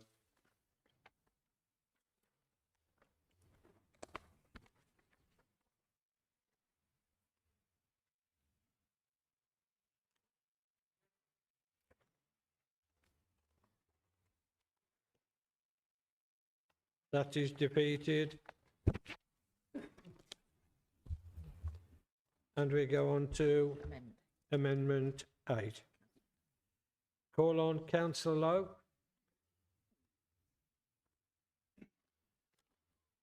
Thank you very much, Mr. Mayor. We've actually worked at quite a bit of pace through this, haven't we, which are welcome. When we first Amendment 8, or as we call it, either the Councillor Lowe or the Councillor Shaukat Ali amendment. So this looks towards restricting the time from 15 minutes. What we're saying is that should be extended not just to the lead party and the opposition, but for all group leaders. Many thanks. Is there a seconder? Councillor Priest.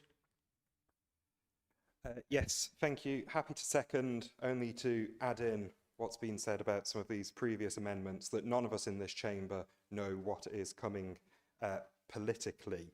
But as a Liberal Democrat, I can tell you that sometimes political fortunes can change quickly.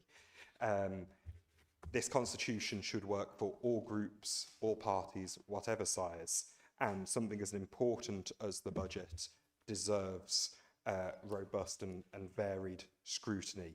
I know that there are some members, particularly in the Conservative group, who were concerned about the level of debate of the budget that we passed this year.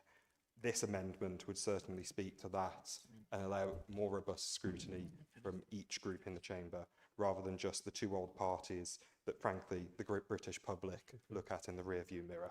Thank you. Thank you, Councillor Priest. Councillor Kesey. Councillor Kesey. Thank you, Mr. Mayor. Yeah, I totally agree with Councillor Priest that political fortunes can change quite quickly. Between May the 5th and May the 6th next year, they're going to change pretty quickly, I think, for two parties sat in this chamber now. And Councillor Harley, you say dream on. I will be dreaming on. You'll be having a nightmare. I simply can't understand why only two parties should be allowed to speak on the budget, which is probably the most important part of us being councillors. Why can't we hear from the Liberal Democrats for 15 minutes, or the Black Country Party, or any other party that gets elected? Why does it have to be the controlling group and the opposition that gets special treatment? It's not right. Thank you, Mr. Mayor. Thank you, Councillor Kesey. Not yet. Leader to reply? Yes. Thank you, Mr. Mayor. He said, Madam Mayor, then. Thank you. I wasn't going to reply on any of these. Let's just get through them as quickly as we can. But what a load of nonsense we've just heard. Every group, every member, every 72 of us, everyone can take part in that budget process, that budget debate. Every one of us. And we can all speak for 5 minutes. Now, if myself, as leader of the council, only gets 5 minutes, Councillor Clark here gets as long as he likes, or 15 minutes, as does Councillor Ali. But as leaders, we only get 5 minutes. If it's good enough for myself and Councillor Aston, it's good enough for everybody else. And as for having nightmares, the only nightmare I have is seeing you keep getting up on your feet. Beware, beware. Not as soon as me, pal. And I still don't fancy you. Anyway. And Councillor Kesey alludes to the fact that we'll be having nightmares about next May. This group, for the best part of 10 years, has bucked the national trend. And we've seen UKIP, we've seen a tsunami of Labour come in to see all-out elections in 24, and we've withstood that. We've seen some Liberal Democrats pop up now and then. But what this group has done is sustain those challenges, and we've punched above our weight nationally. And again and again and again, we have returned a Conservative administration, or I should say the people of Dudley have. And my bet is, Mr Mayor, that next May the people of Dudley, the good people of Dudley, will do likewise again.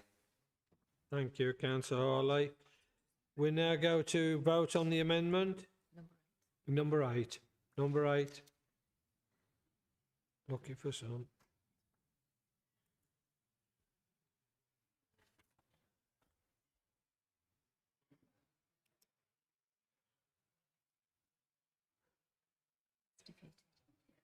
Defeated. The monitoring officer's now going to advise. Okay. Yeah, the monitoring officer will advise. Can you say? Okay, yeah, now the monitoring officer will advise us. Just thank you, Mr. Mayor. Just to clarify for members, now we move back to the substantive motion that was previously moved. It has been formally amended, so we will now move to the vote of the original motion as amended for all members.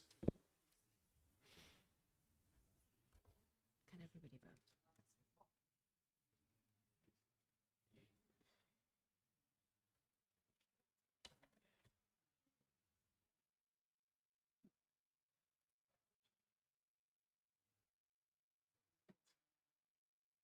Yep. That's carried. Okay, that is carried.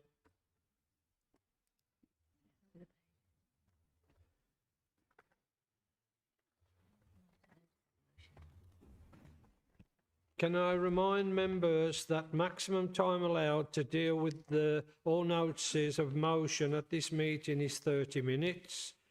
If any notice of motion are not dealt with within this period, they will be referred to the next ordinary meeting of the council. Support for Stourbridge FC amid issues at the War Memorial Athletic Ground. At the council meeting on the 14th of July 2025, Councillor Peter Drake moved the motion in his name as set out on the agenda. The motion was seconded by Councillor Matt Cook. The motion is now open for debate. Are there any speakers on this item? Councillor Hanif. Mr. Mayor, speaking in support of Councillor Drake's motion. Mr. Mayor, I am aware that the two clubs are working with the council at the moment to renew their respective leases. They have also held productive meetings with the England Cricket Board and the Football Association to see how investment in the site can develop an improved sporting facility for the community. So, Mr. Mayor, as someone who has close ties with the cricket club through our annual Mayor's charity matches and other cricketing events over the years, I have witnessed the pride and much support at the highest level over the years given by both clubs to our communities we represent in terms of training and encouragement, to supporting events and to our youngsters. It's therefore imperative that both clubs are supported equally by this council in their running costs for ground maintenance and pavilions and all the other work that the structural engineers have put out. So by way of an update, Mr. Mayor, the council have already appointed an officer or a consultant to assist and jointly resolve their considerable differences and difficulties with their extended joint leases to attract governing body investment for the foreseeable sports. But this, I am told, is a gradual process and needs to be accelerated. So finally, Mr. Mayor, as the motion mentions, forming a working party to help our borough-wide sports, I would therefore encourage all colleagues here tonight, cross-party, to support this motion and establish a working party to look at borough-wide sporting facilities. I am happy to assist and set up and lead a working party if it needs to be. Thank you, Mr. Mayor. Thank you, Councillor Hanif. I now call on Councillor Atkins. Mr. Mayor, thank you. No one doubts the importance of the War Memorial Athletic Ground to Stourbridge's identity. We all want to continue to see football and cricket thriving there again, and we're working towards making that happen. The necessary works and funding approach are in hand, and related lease matters are being progressed. I won't go into further details tonight for sound commercial reasons, and that protects both clubs and the taxpayer. It's how you secure the best outcome. The motion does two things. It asks us to pledge to explore ways to support the clubs and calls for a new cross-party working group to look at borough-wide sports issues. With respect, both are unnecessary and risk being counterproductive. The exploration is already well beyond exploration. It's in train, and creating a brand new group while sensitive negotiations are live would simply duplicate existing work streams, cut across existing discussions and slow down the very progress that fans are asking us to accelerate. I also want to address the implied fear that we'll do another Dudley Town and leave a club without a home. That's exactly why we're proceeding carefully, aligning legal, financial and lease considerations so we unlock external investment rather than jeopardise it. Grandstanding won't build a stand. Careful, lawful negotiation will. My message to residents and supporters is simple. The council is on it, the work is scoped, the costs are apportioned and funding routes are being lined up and lease terms are being worked through with the clubs. We won't blow up sensitive negotiations for the sake of a soundbite. We'll finish the job. Thank you, Mr. Mayor. Thank you, Councillor Atkins. I now call, excuse me, I now call on Councillor Stafford. Who's, yep. Perfect. Thank you, Mr. Mayor, and thank you, Councillor Drake, for bringing this motion to full council. I do understand some time sort of has passed since this motion was brought to the council, so we do welcome the comments that you've just stated, Councillor Atkins. But I just want to sort of echo my concern felt across the borough regarding the situation facing Stourbridge Football Club. We must not allow history to repeat itself. It was before my time, but many might remember how Dudley Town FC lost its home ground, and the experience should serve as a lasting lesson for the future of the borough's sporting facilities. I remember from a young age the joy of being a fan and going to watch the good old number 9 derby. Grassroots football is where the love of the sport begins for our younger generation. It'll come as no surprise to anyone in this chamber that my position on the field is a goalkeeper. One memorable match for myself in the younger years was playing for Halesowen Community Rangers against Stourbridge Colts, I believe they were called back then. A game that ended with an impressive scoreline of 10-0. Speaking from experience, I don't recommend picking the ball out the back of the net 10 times. Those teams might not directly be linked to the Glass Boys or the Gelts, but that game was the spark that made me become a Halesowen Town fan, and to this day I still attend the number 9 derby, one of the best attended non-league football matches in the country. We're a proud borough with a strong football heritage, from Duncan Edwards to Jude Bellingham, and a little closer to home for me, Morgan Rogers of Aston Villa, who attended my old primary school of Collie Lane. Our area continues to produce remarkable talent. To ensure this next generation can follow in those footsteps, enjoy those number 9 derbies, and continue to cheer from the stands of the War Memorial Athletic Ground, we as a council must stand strong and united. We must do all we can to support the club, back Stourbridge, and make sure no team ever faces the same uncertainty that Dudley Town once did. Thank you. Thank you, Councillor Stafford. I now call on Councillor Ellie. Yeah, thank you, Mr. Mayor, and good to see you back in your chair seat. Thank you. I support this motion which brings to the attention of ourselves the serious challenges facing the home ground of Starbridge Football Club and Starbridge Cricket Club, as has been said. A place where generations have walked through the gates, where families have stood together on the terraces, and where our community has come together to cheer, to celebrate, and sometimes to commiserate. It is more than sports ground, Mr. Mayor. It's part of Starbridge's soul and of Dudley's proud sporting heritage, a place of remembrance, belonging, and pride. Mr. Mayor, this motion speaks to something very close to the hearts of so many people across our borough. It is about community, history, and local pride, values that define not just Starbridge, but the whole of the Dudley Borough. But Mr. Mayor, we cannot ignore the echoes of history, as has been said. We have seen what happens when a community loses its sporting heart. We saw it with Dudley Town Football Club, which lost its ground some 40 years ago. Since then, the club has been forced from one borrowed ground to another, never truly at home. And we all know once a community facility like that is lost, it is almost impossible to replace. And we must not let that happen again.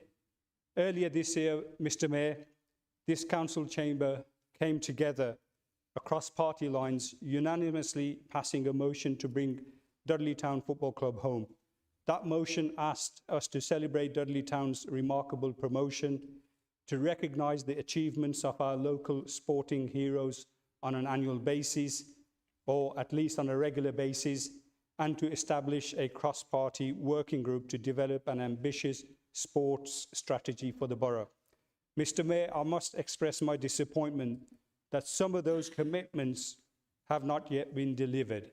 And if we truly meant what we said then tonight is our chance to act on it. This motion follows directly from the same spirit. It says that we will not stand by and allow the story of Dudley Town to be repeated at Starbridge.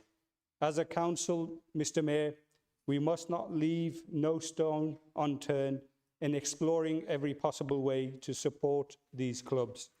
That means, Mr. Mayor, as has been said by my colleague, engaging with the clubs themselves, which we've heard there is some progress, with also the Football Association, the Sport England, ECB, and other funding and grant awarding bodies.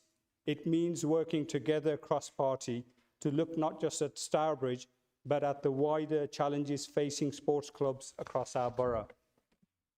Many of our local teams struggle with facilities, as has been said, to access pitches and long-term funding. If we are serious about developing grassroots support, then particularly for young people, then this is the time to do so. Mr. Mayor, our local sports teams are pillars of community life. They inspire pride, foster discipline, and bring people together across generations and backgrounds.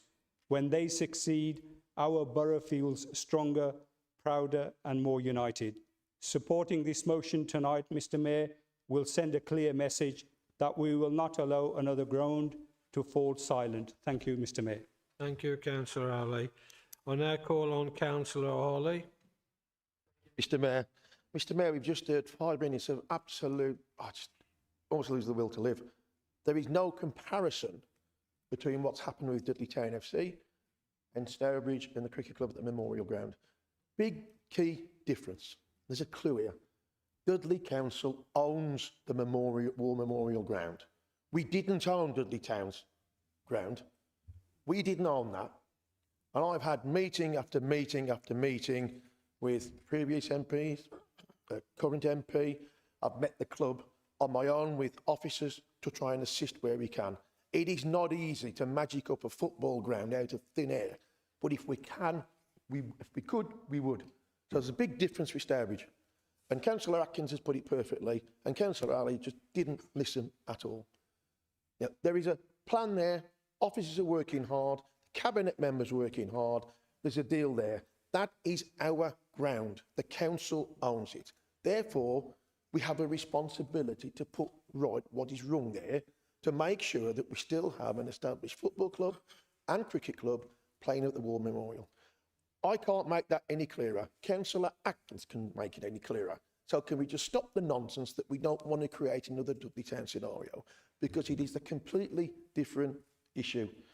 Now, the list of football clubs in particular that the council has helped in recent years are Gornal Athletic, Stourbridge themselves, as we are now, Cradley Town, Worsley Wasps to find a new grass pitch where their kids can play on, Gornal ADC, and of course, as I've said, our involvement in trying to get Dudley Town back in the borough, and nothing would please me as a grassroots football fan but to do that. So while agreeing with the sentiment of doing all this, we have to support all our sporting clubs, not just football and cricket. And this administration's also supported, but also in collaboration with the Lawn Tennis Association, we've seen quite a bit of investment in tennis facilities across the borough.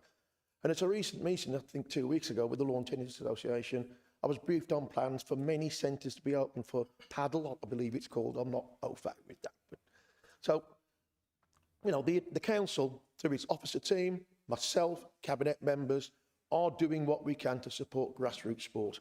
One change I would suggest to Councillor Drake, if he'd accept it, if he doesn't, that's up to him.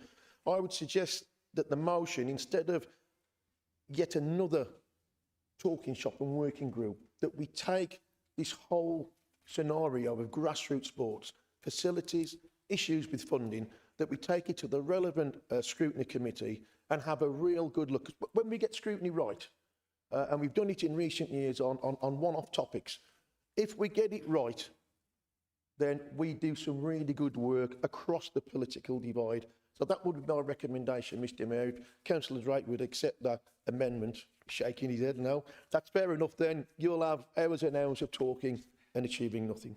Thank you, Mr Mayor.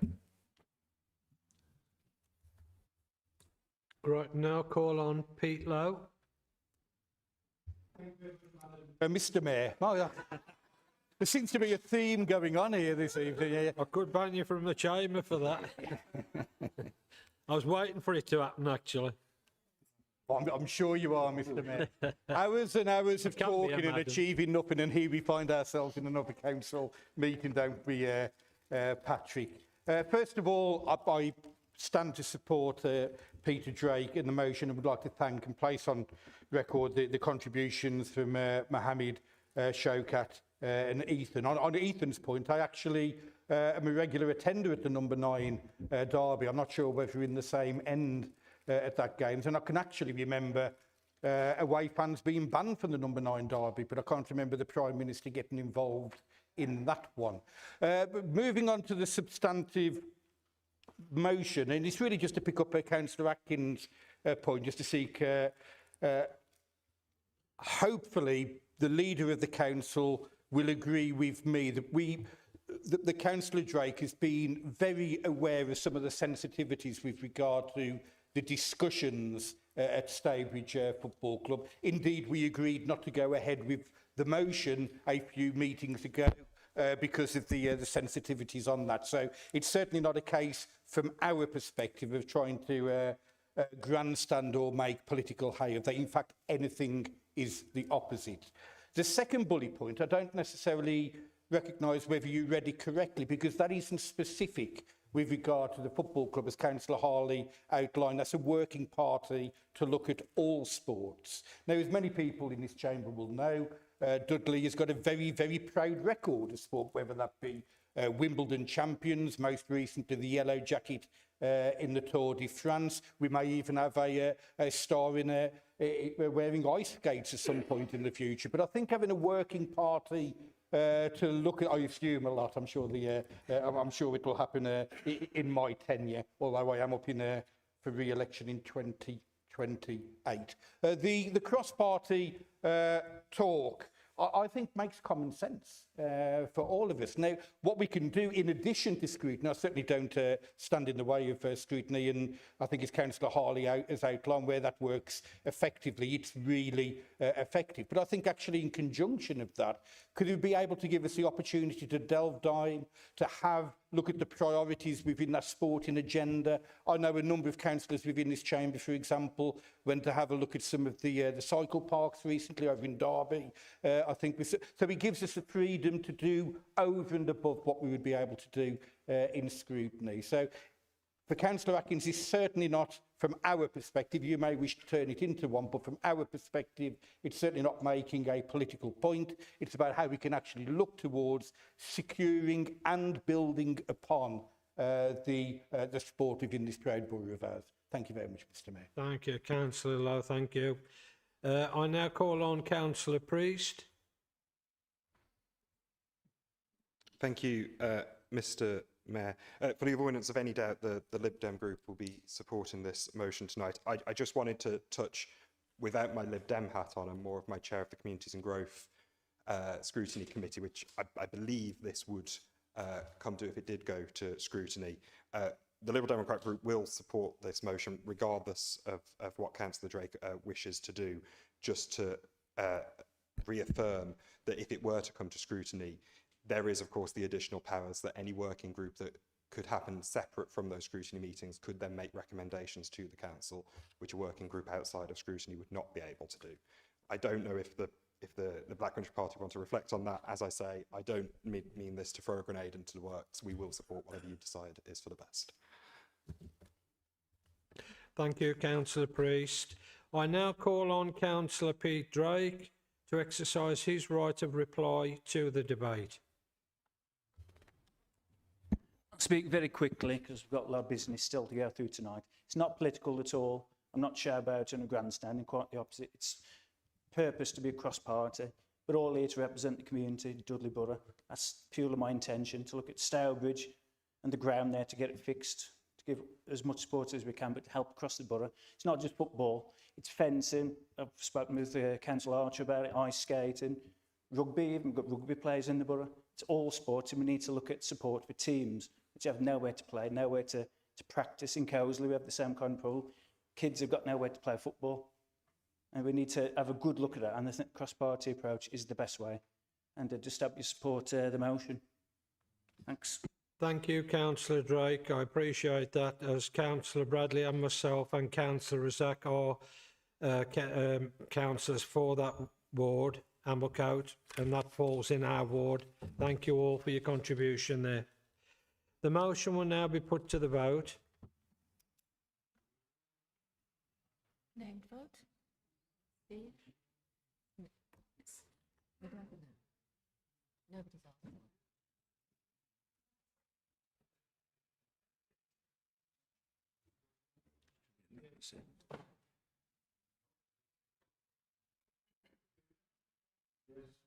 Thank you. Oh, still going on. Yep.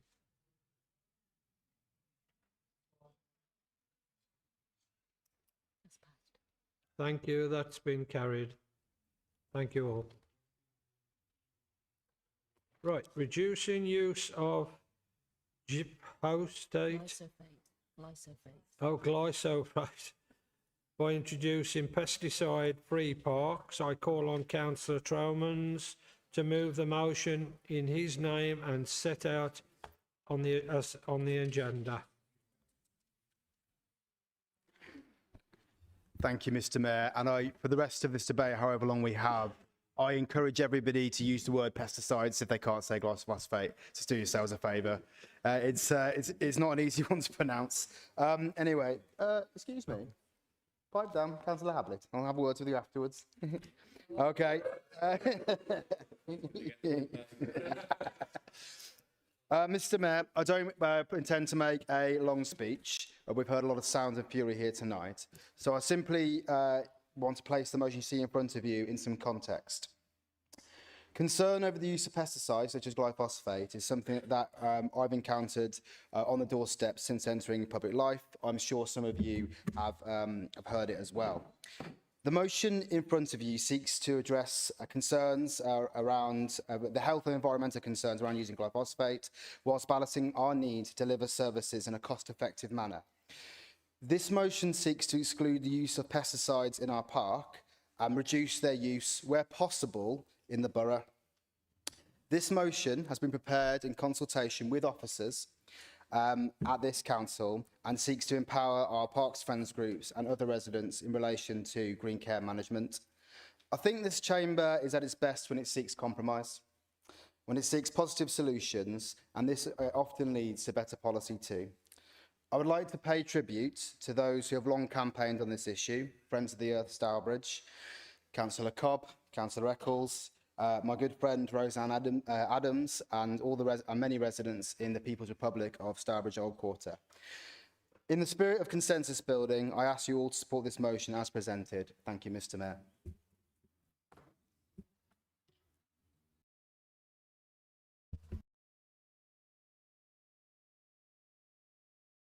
Tromans, is there a second? Okay, Councillor Tromans, is there a seconder?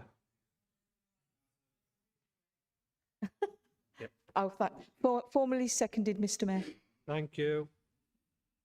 I now call on Councillor Damien Caulfield. Thank you, Mr. Mayor. Mr. Mayor, I would like to thank Councillor Tromans for this motion. The issue of the use of herbicides to control weed growth has been going around for many years now. And there are many varieties that have been banned from use. Glyphosate, as mentioned in the motion, is still licensed and approved for use. Although, as also noted in the motion, we have taken recent steps to reduce the usage in our parks. Mr. Mayor, turning to the motion itself, I cannot support the immediate banning of glyphosate from our parks, as it is a valuable tool to control weed growth generally, but more importantly, invasive species. I think it is recognised that viable alternatives for many uses are not easily found or funded. This was reflected in the last report on this issue brought to the Climate Change and Environment Scrutiny Committee on the 23rd of January 2023, where the ground maintenance team trialled a range of alternatives. Some of these are now in use, but there was no definitive recommendations to stop use of glyphosate. In the report, there were recommendations for the use of alternative non-glyphosate options, and officers took on board the desire of councillors to reduce the use of glyphosate and have been acting on this since that time, as reflected in the motion. Mr. Mayor, to reiterate, glyphosate is licensed for use in public spaces now. This wouldn't be the case if there were conclusive research and evidence to support the complete withdrawal of the product. However, I am mindful that we should continue to reduce reliance on this product as much as reasonably practical. In many cases, the substitute would be manual removable, which is, of course, cost sensitive. I am not supportive of the need to bring a report to Council regarding potential risks of the use of glyphosate, as I think that is best left to industrial experts and appropriate government department and the Health and Safety Executive to decide on any future use limitations, which will of course be adhered to. Lastly, Mr. Mayor, at a meeting of the Communities and Growth Scrutiny Committee on the 13th of October, we were explored how we work more closely with friends groups and made several recommendations around better working arrangements with those groups and getting them more involved in decisions, strategy and supporting operations in managing our parks. I have asked officers to ensure weed control is included in these discussions. Mr. Mayor, I do think glyphosate will eventually be phased out, and it is my intention to reduce its use to a minimum amount by that time. Thank you, Mr. Mayor. Thank you, Councillor Caulfield. Councillor Helen Cobb. Thank you, Mr. Mayor. I am speaking in support of this motion. Glyphosate has long been a source of concern and anxiety among residents. Its potential risk to human health, as well as its proven harm to wildlife, especially insects, can no longer be ignored. As the motion notes, over 80 local authorities across the UK have already phased out or committed to phasing out glyphosate and other toxic pesticides and herbicides. Dudley must follow suit. Let me start with human health concerns. The World Health Organization has classified glyphosate as a probable human carcinogen. This is not a risk we can afford to take lightly, particularly in places where children play, families gather, and people walk their dogs or enjoy public spaces. Residents should feel safe using our parks and pavements without worrying about exposure to a potentially harmful chemical. There are also growing concerns among pet owners. Glyphosate can take up to an hour to dry, during which time animals may walk through or ingest contaminated plants. Residents have raised concerns about pet illness and fatalities linked to exposure, and they are right to expect safer practices. Beyond public health, glyphosate poses a serious threat to wildlife. For the sake of time, I'd like to focus specifically on bees, although the chemical has been shown to negatively impact a wide range of flora and fauna. Hopefully, from what I'm about to say, members will be able to imagine how this example extends to other insects, plants and animals. Bees are vital pollinators and are already under pressure from habitat loss and climate change. Glyphosate only worsens their decline. According to the Pesticide Action Network, the chemical disrupts bees' gut health, slows the development of larvae, impairs their learning, memory and navigation, reduces foraging and reproductive success, and products that contain glyphosate often contain additional additives not properly tested for safety. Without bees, we not only risk the collapse of ecosystem, but also serious threats to food production and biodiversity. Mr. Mayor, we must take precautionary action now. There are safer alternatives to chemical weed control. In addition, we should look beyond phasing out glyphosate and take more positive steps to support and value wildlife. For example, by planting more wildflowers and creating more bee-friendly areas. These actions are aligned with this Council's commitment to tackle the climate emergency and protect nature. In conclusion, I fully support this motion and urge others to do the same. It's a sensible precautionary step that protects public health, promotes biodiversity, and demonstrates our commitment to our environmental responsibility. Thank you. Thank you, Councillor Cobb. Can I just say now that we're fast approaching the 30 minutes allowed to deal with all notices, and we've got 3 people waiting to come on here, but so I think we've now expired, so I'm sorry we can't allow that to happen.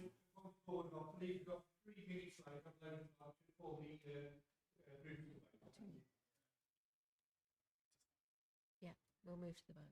We'll move to the vote. Thank you.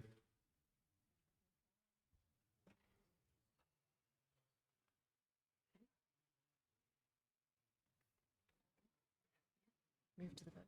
Move to the vote. Yeah.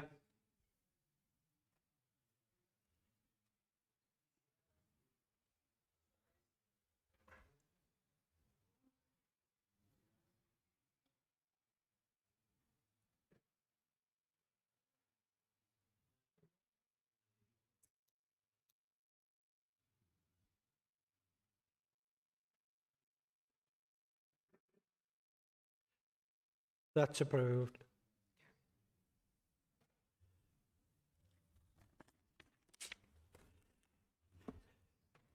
Questions from members under Council Procedure Rule 11.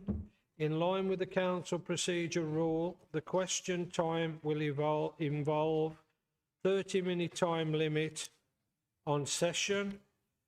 The first 3 questions to be offered to the main opposition group leader.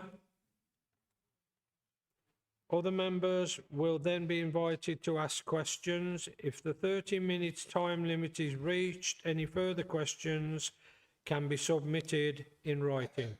The usual procedure for 2 minutes per question and any supplementary questions will apply. Can I remind Council that the purpose of this session is for members to ask questions. When I call on members to ask supplementary questions, this must relate to the original question or answer given. I call on Councillor Adam Aston.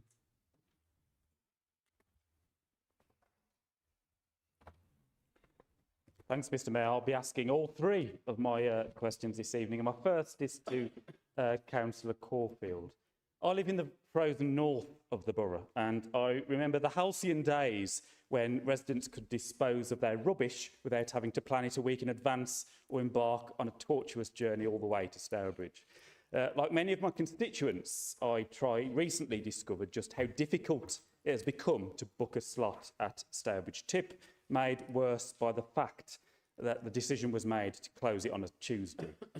Does Councillor Caulfield agree with me that a borough of over 320,000 residents deserve more than one household waste recycling centre?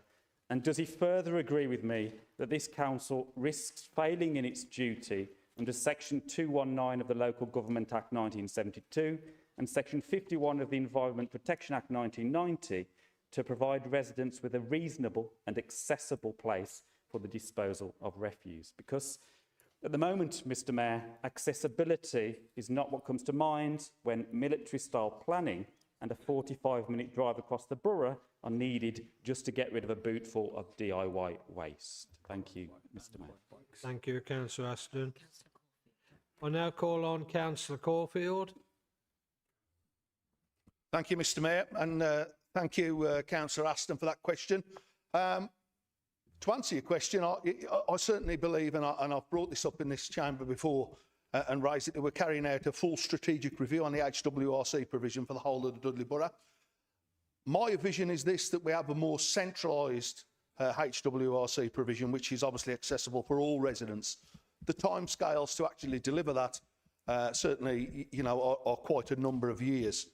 So part of that review, and obviously part of the new waste collection services that we're all getting to know about just now, then part of that review will be to put a temporary offering in for the north of Dudley. What that will be at the moment, as you probably already know, as a resident in the north of Dudley like myself, we've already had trials. So whether that will be part of that offering as we go forward, then obviously that will come out from that review. Thank you, Mr Mayor.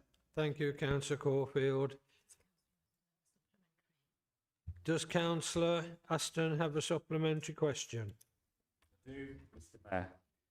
I'd thank Councillor Caulfield for his response. In the meantime, I wonder if Councillor Caulfield would commit to the reintroduction of the pop-up tip sites as regularly as possible and as soon as finances allow. I was sceptical, but actually they were incredibly well received within the north of the borough, and it was something resembling an adequate level of service. Thank you. Thank you, Councillor Aston. Councillor Caulfield, right to reply. Thank you, Mr Mayor.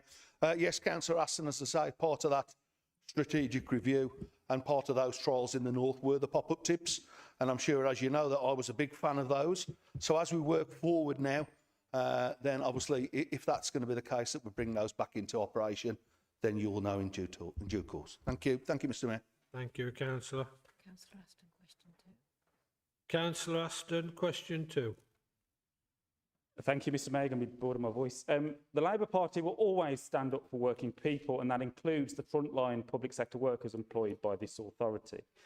Mr Mayor, earlier this year, a decision was made instructing every member of staff to work at least 3 days a week from a council building.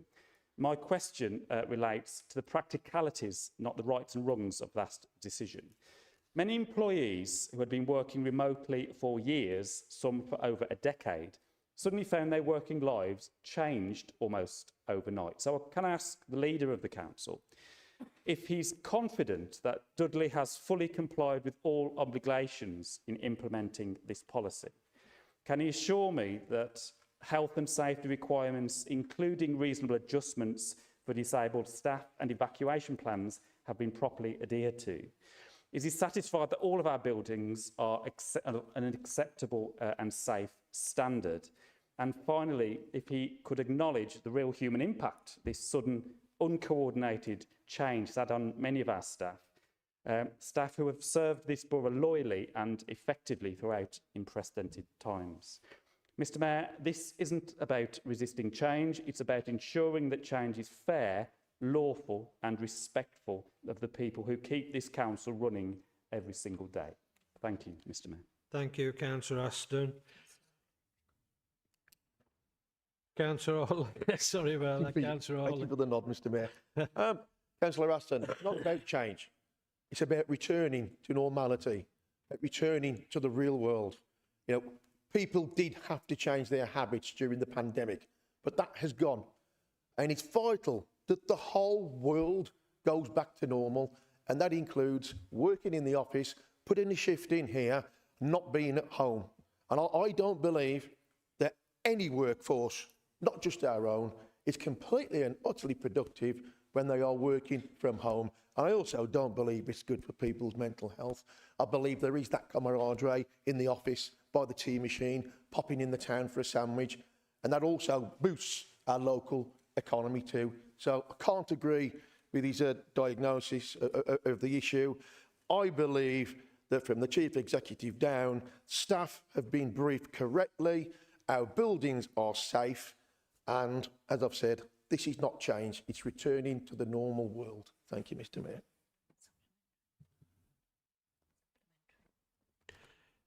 Sorry. Councillor Aston, to ask supplementary. Mr Mayor, thank you. I'd reiterate to the Leader of the Council that many of our staff were actually working from home well before COVID. A consequence of returning to the office are the associated costs, and the cost of parking, which can amount to £800 a year for our lowest paid staff, given the fact that many council buildings do not have car parks, or we've offloaded many council buildings. So will the Leader commit to ensuring Dudley staff are not plunged into parking poverty as a result of returning to the office policy, and will commit to learning lessons from the way the overall policy change has been dealt with to properly consult with staff and their representative bodies going forward? Thank you, Mr Mayor. Thank you, Councillor Aston. Councillor Hawley, to reply. Yes, nearly did the same as Pete then. Yes, Mr Mayor, happy to have a look at that and review that particular policy.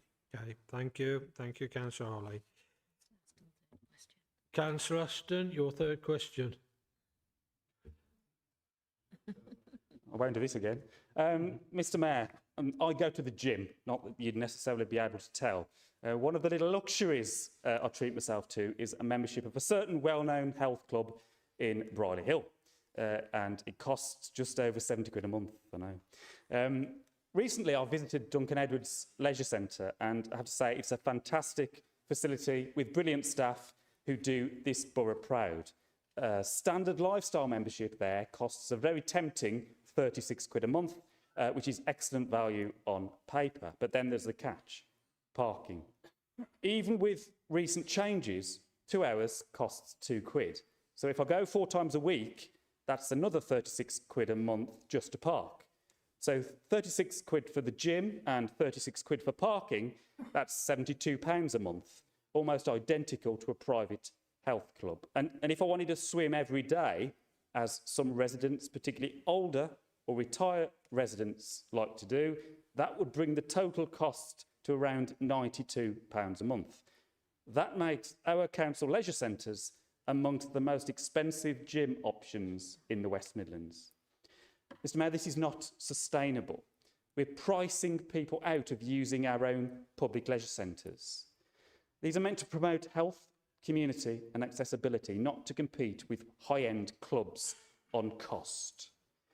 Can the relevant cabinet member or the Leader of the Council please get to grip on this specific situation before it's too late and we drive even more people away from the very facilities we're trying to promote? Thank you, Mr Mayor. Thank you, Councillor Aston. Councillor Hawley to reply. Oh, sorry, Councillor Caulfield. Sorry. Thank you, Mr Mayor, and thank you again, Councillor Aston. This has been in the neighbourhoods portfolio now since May, and obviously I've made it a priority going forward that we have to review the parking facilities and obviously the offerings that we do in our leisure centres. So this is something that we're actually carrying out at the moment, so I'm quite mindful of the question that you've raised, and I hope we'll come to a resolution very soon. Thank you. Thank you, Mr Mayor. Councillor Aston, supplementary? Okay, no, okay, thank you. Before I invite other members to ask questions, Councillor Ian Kettle has given written notice of 4 questions that have been referred to the relevant Cabinet members for a response. Can I ask Councillor Kettle to confirm that he is content to receive those responses in writing?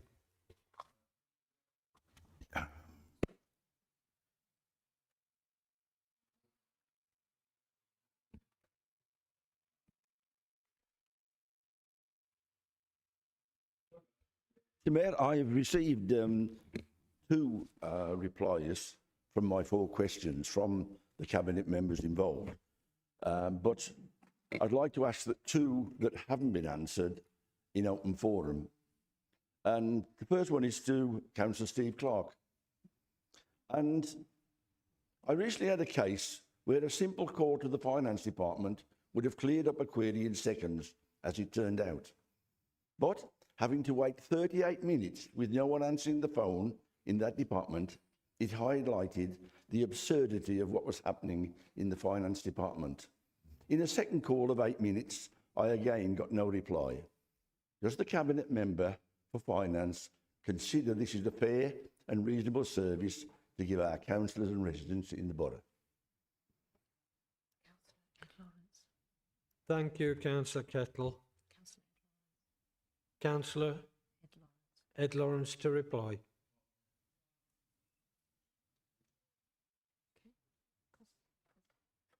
I'm happy to reply. I'm sorry I haven't replied to your email, and I will get round to doing that. Yes, it's not good enough if we're spending that long your time on the phone. It's unnecessary. So yes, I will get a proper response to you, and I'll also do some investigations to find out why that response was so slow.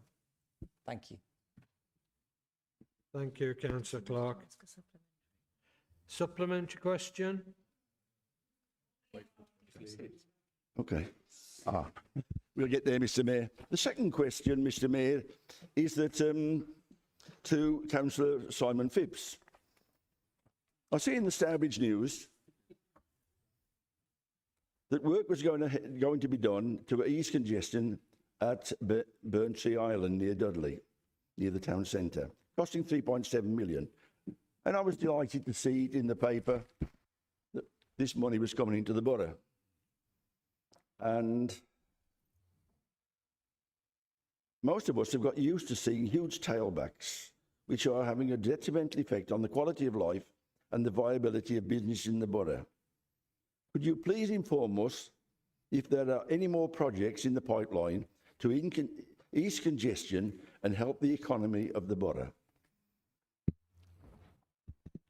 Thank you, Councillor Clark. Councillor Phipps. Councillor Kettle.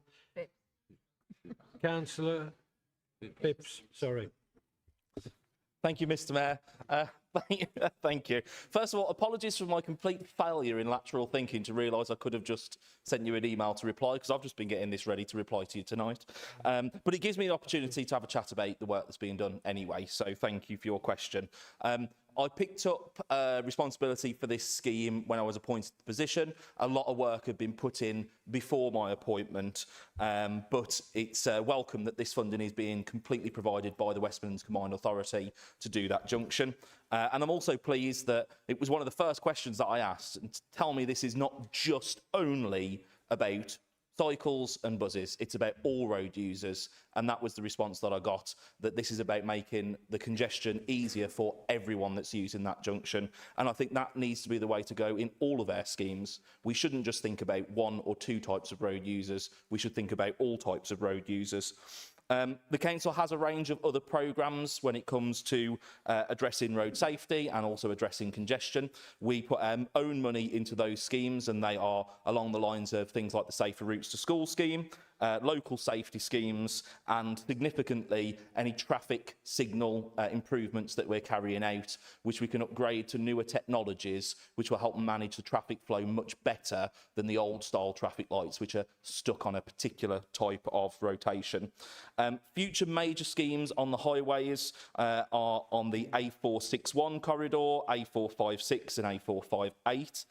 Engineers will be working on those, and we'll be bringing them to the relevant future meetings. So I don't have any particular details on what's going to be put in those schemes just yet. But as and when I have them, I know they'll be shared with the relevant ward members and brought through the council processes. But it's just to reassure you that we're always on the lookout for that investment, and it's not just about, in particular, road users. It's about resolving congestion for all. Thank you. Councillor Phipps. Ian Kettle, Councillor Ian Kettle, have you got a reply? Supplementary. Okay. All right. Thank you. We're having fun with this idea today. Congestion is such an enormous problem within the borough, and I think one of the first things we could really do is get the Metro up and running. But having spent nearly 500 million on creating a scheme to come into Brierley Hill, we find that the levels at Level Street were not right. And we were also promised that the fact that the Metro, we would see them on trial using the scheme late summer. Neither of these things have actually happened, and the Metro seems to be one debacle after another. When are we going to see the Metro running properly to help our economy? Thank you. Thank you, Councillor Kettle. Order, Mr. Mayor. Councillor Kettle seems to have asked 3 individual questions and no follow-ups. That wasn't necessarily appropriate. That was a supplementary. No, it's meant to link, okay? No, it wasn't linked to it, so it's, Okay. Okay. it was a statement. Yeah. No. So, Councillor Ryan Priest, as leader of the Lib Dems, to ask his question. okay. I call on Councillor Ryan Priest to ask a question for his party.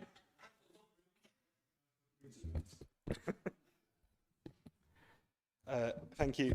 Councillor Kettle, I can't tell you when the Metro is going to open. Sorry about that, but maybe you could talk to one of your colleagues afterwards. Maybe, yeah. Maybe. Thank you, Mr. Mayor.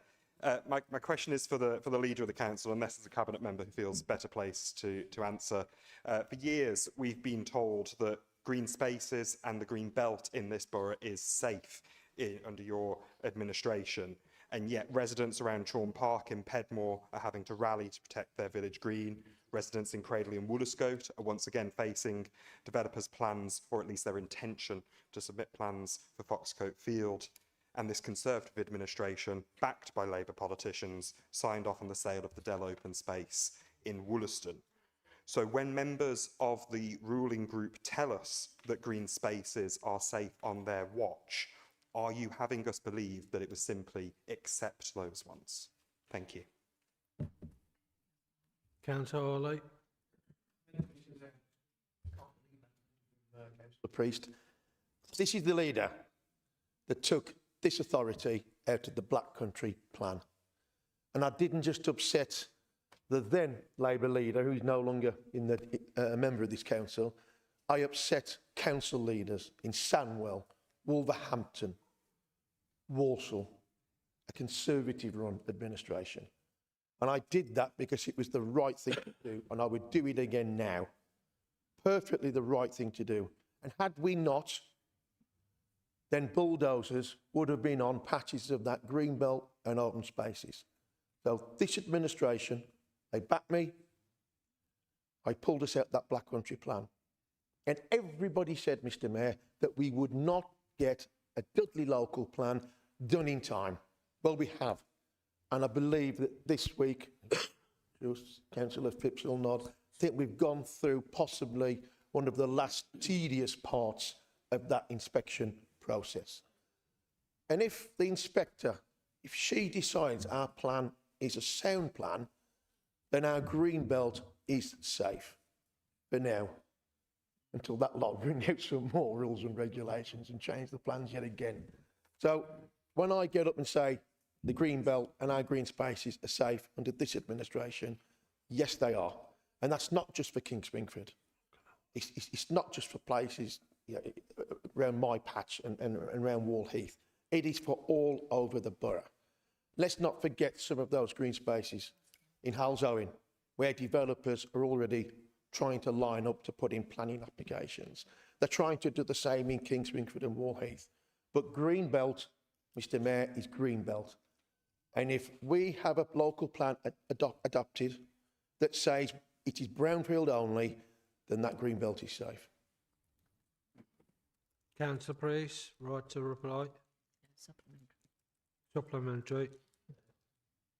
Thank you. Still not about the Metro.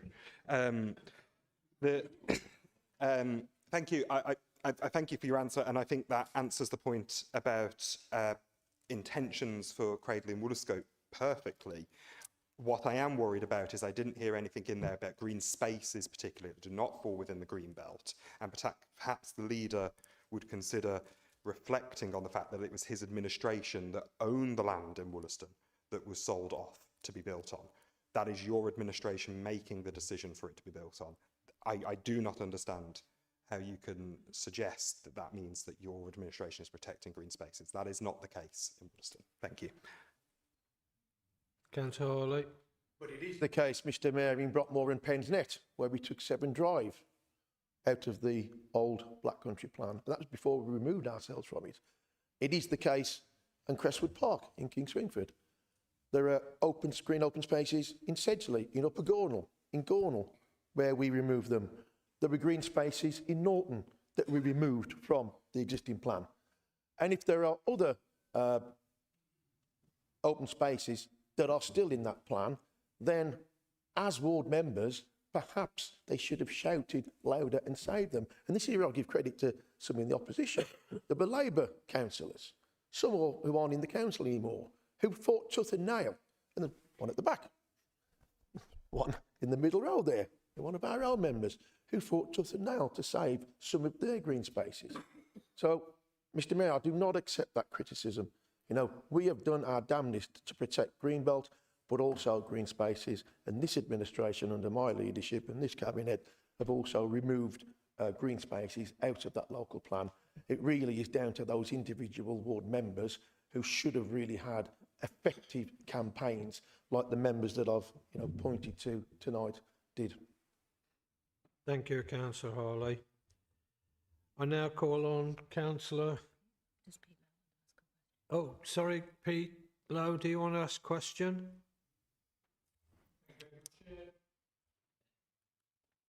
Thank you very much, Mr Mayor. I'm intrigued to know, so cancelling on from Councillor Kettle, I'd just like to ask Councillor Phipps, when is the Metro due to open to bolster our economy?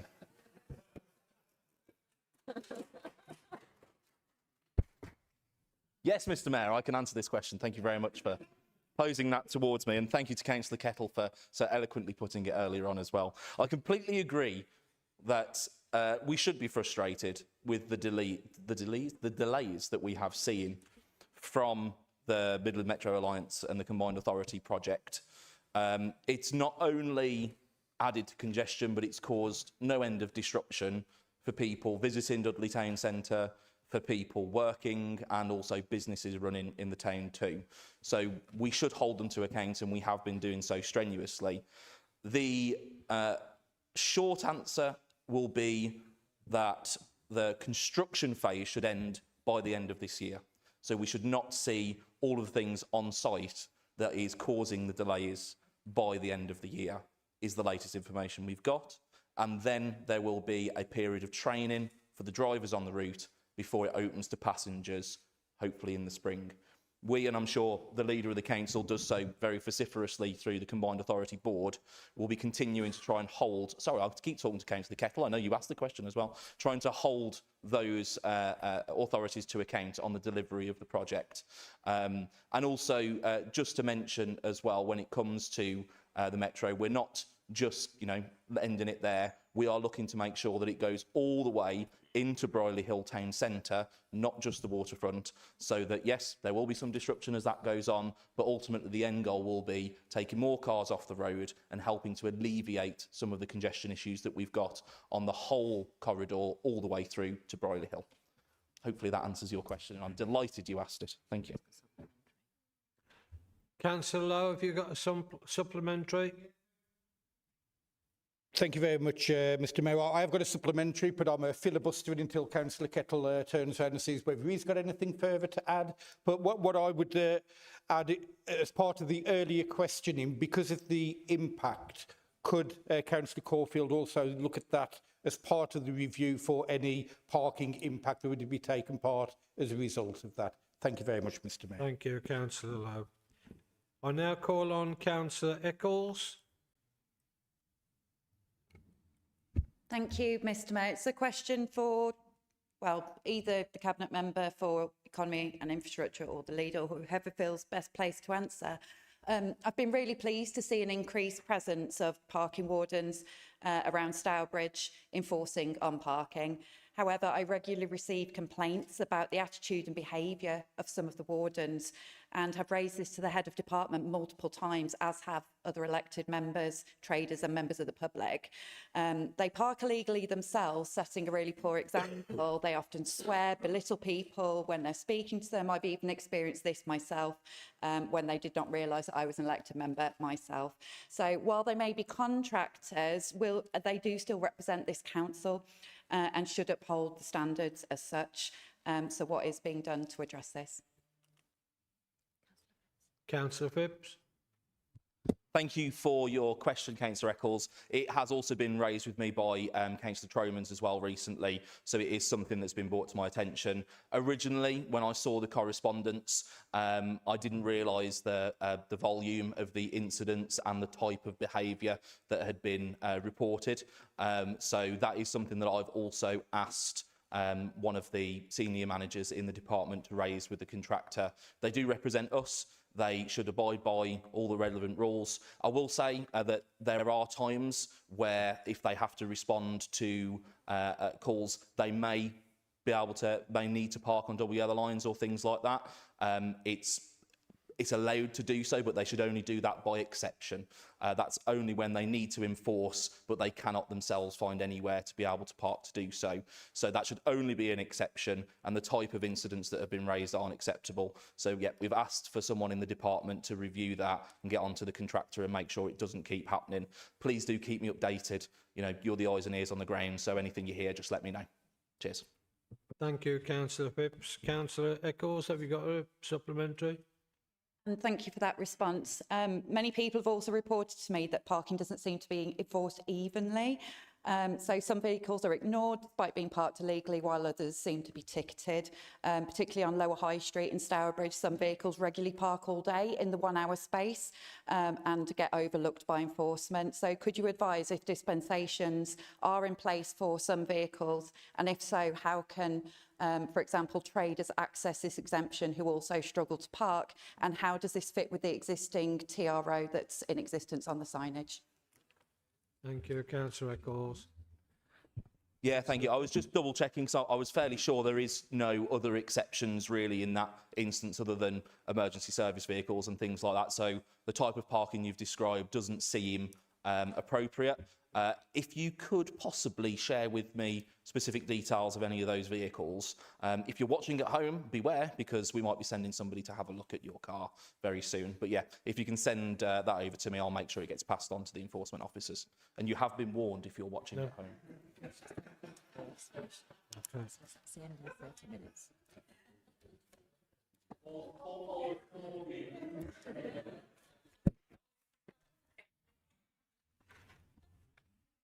The 30 minutes allowed for questions has now expired.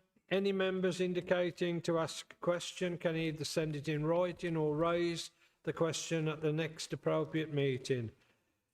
Urgent business. There is no urgent business, so that concludes this meeting of the council. And I thank you all for attending. Before you all just depart, can I just thank the gentleman to my left here for standing in admirably while I was away sick. So thank you, Mustaf. Thank you very much, sir. Well done.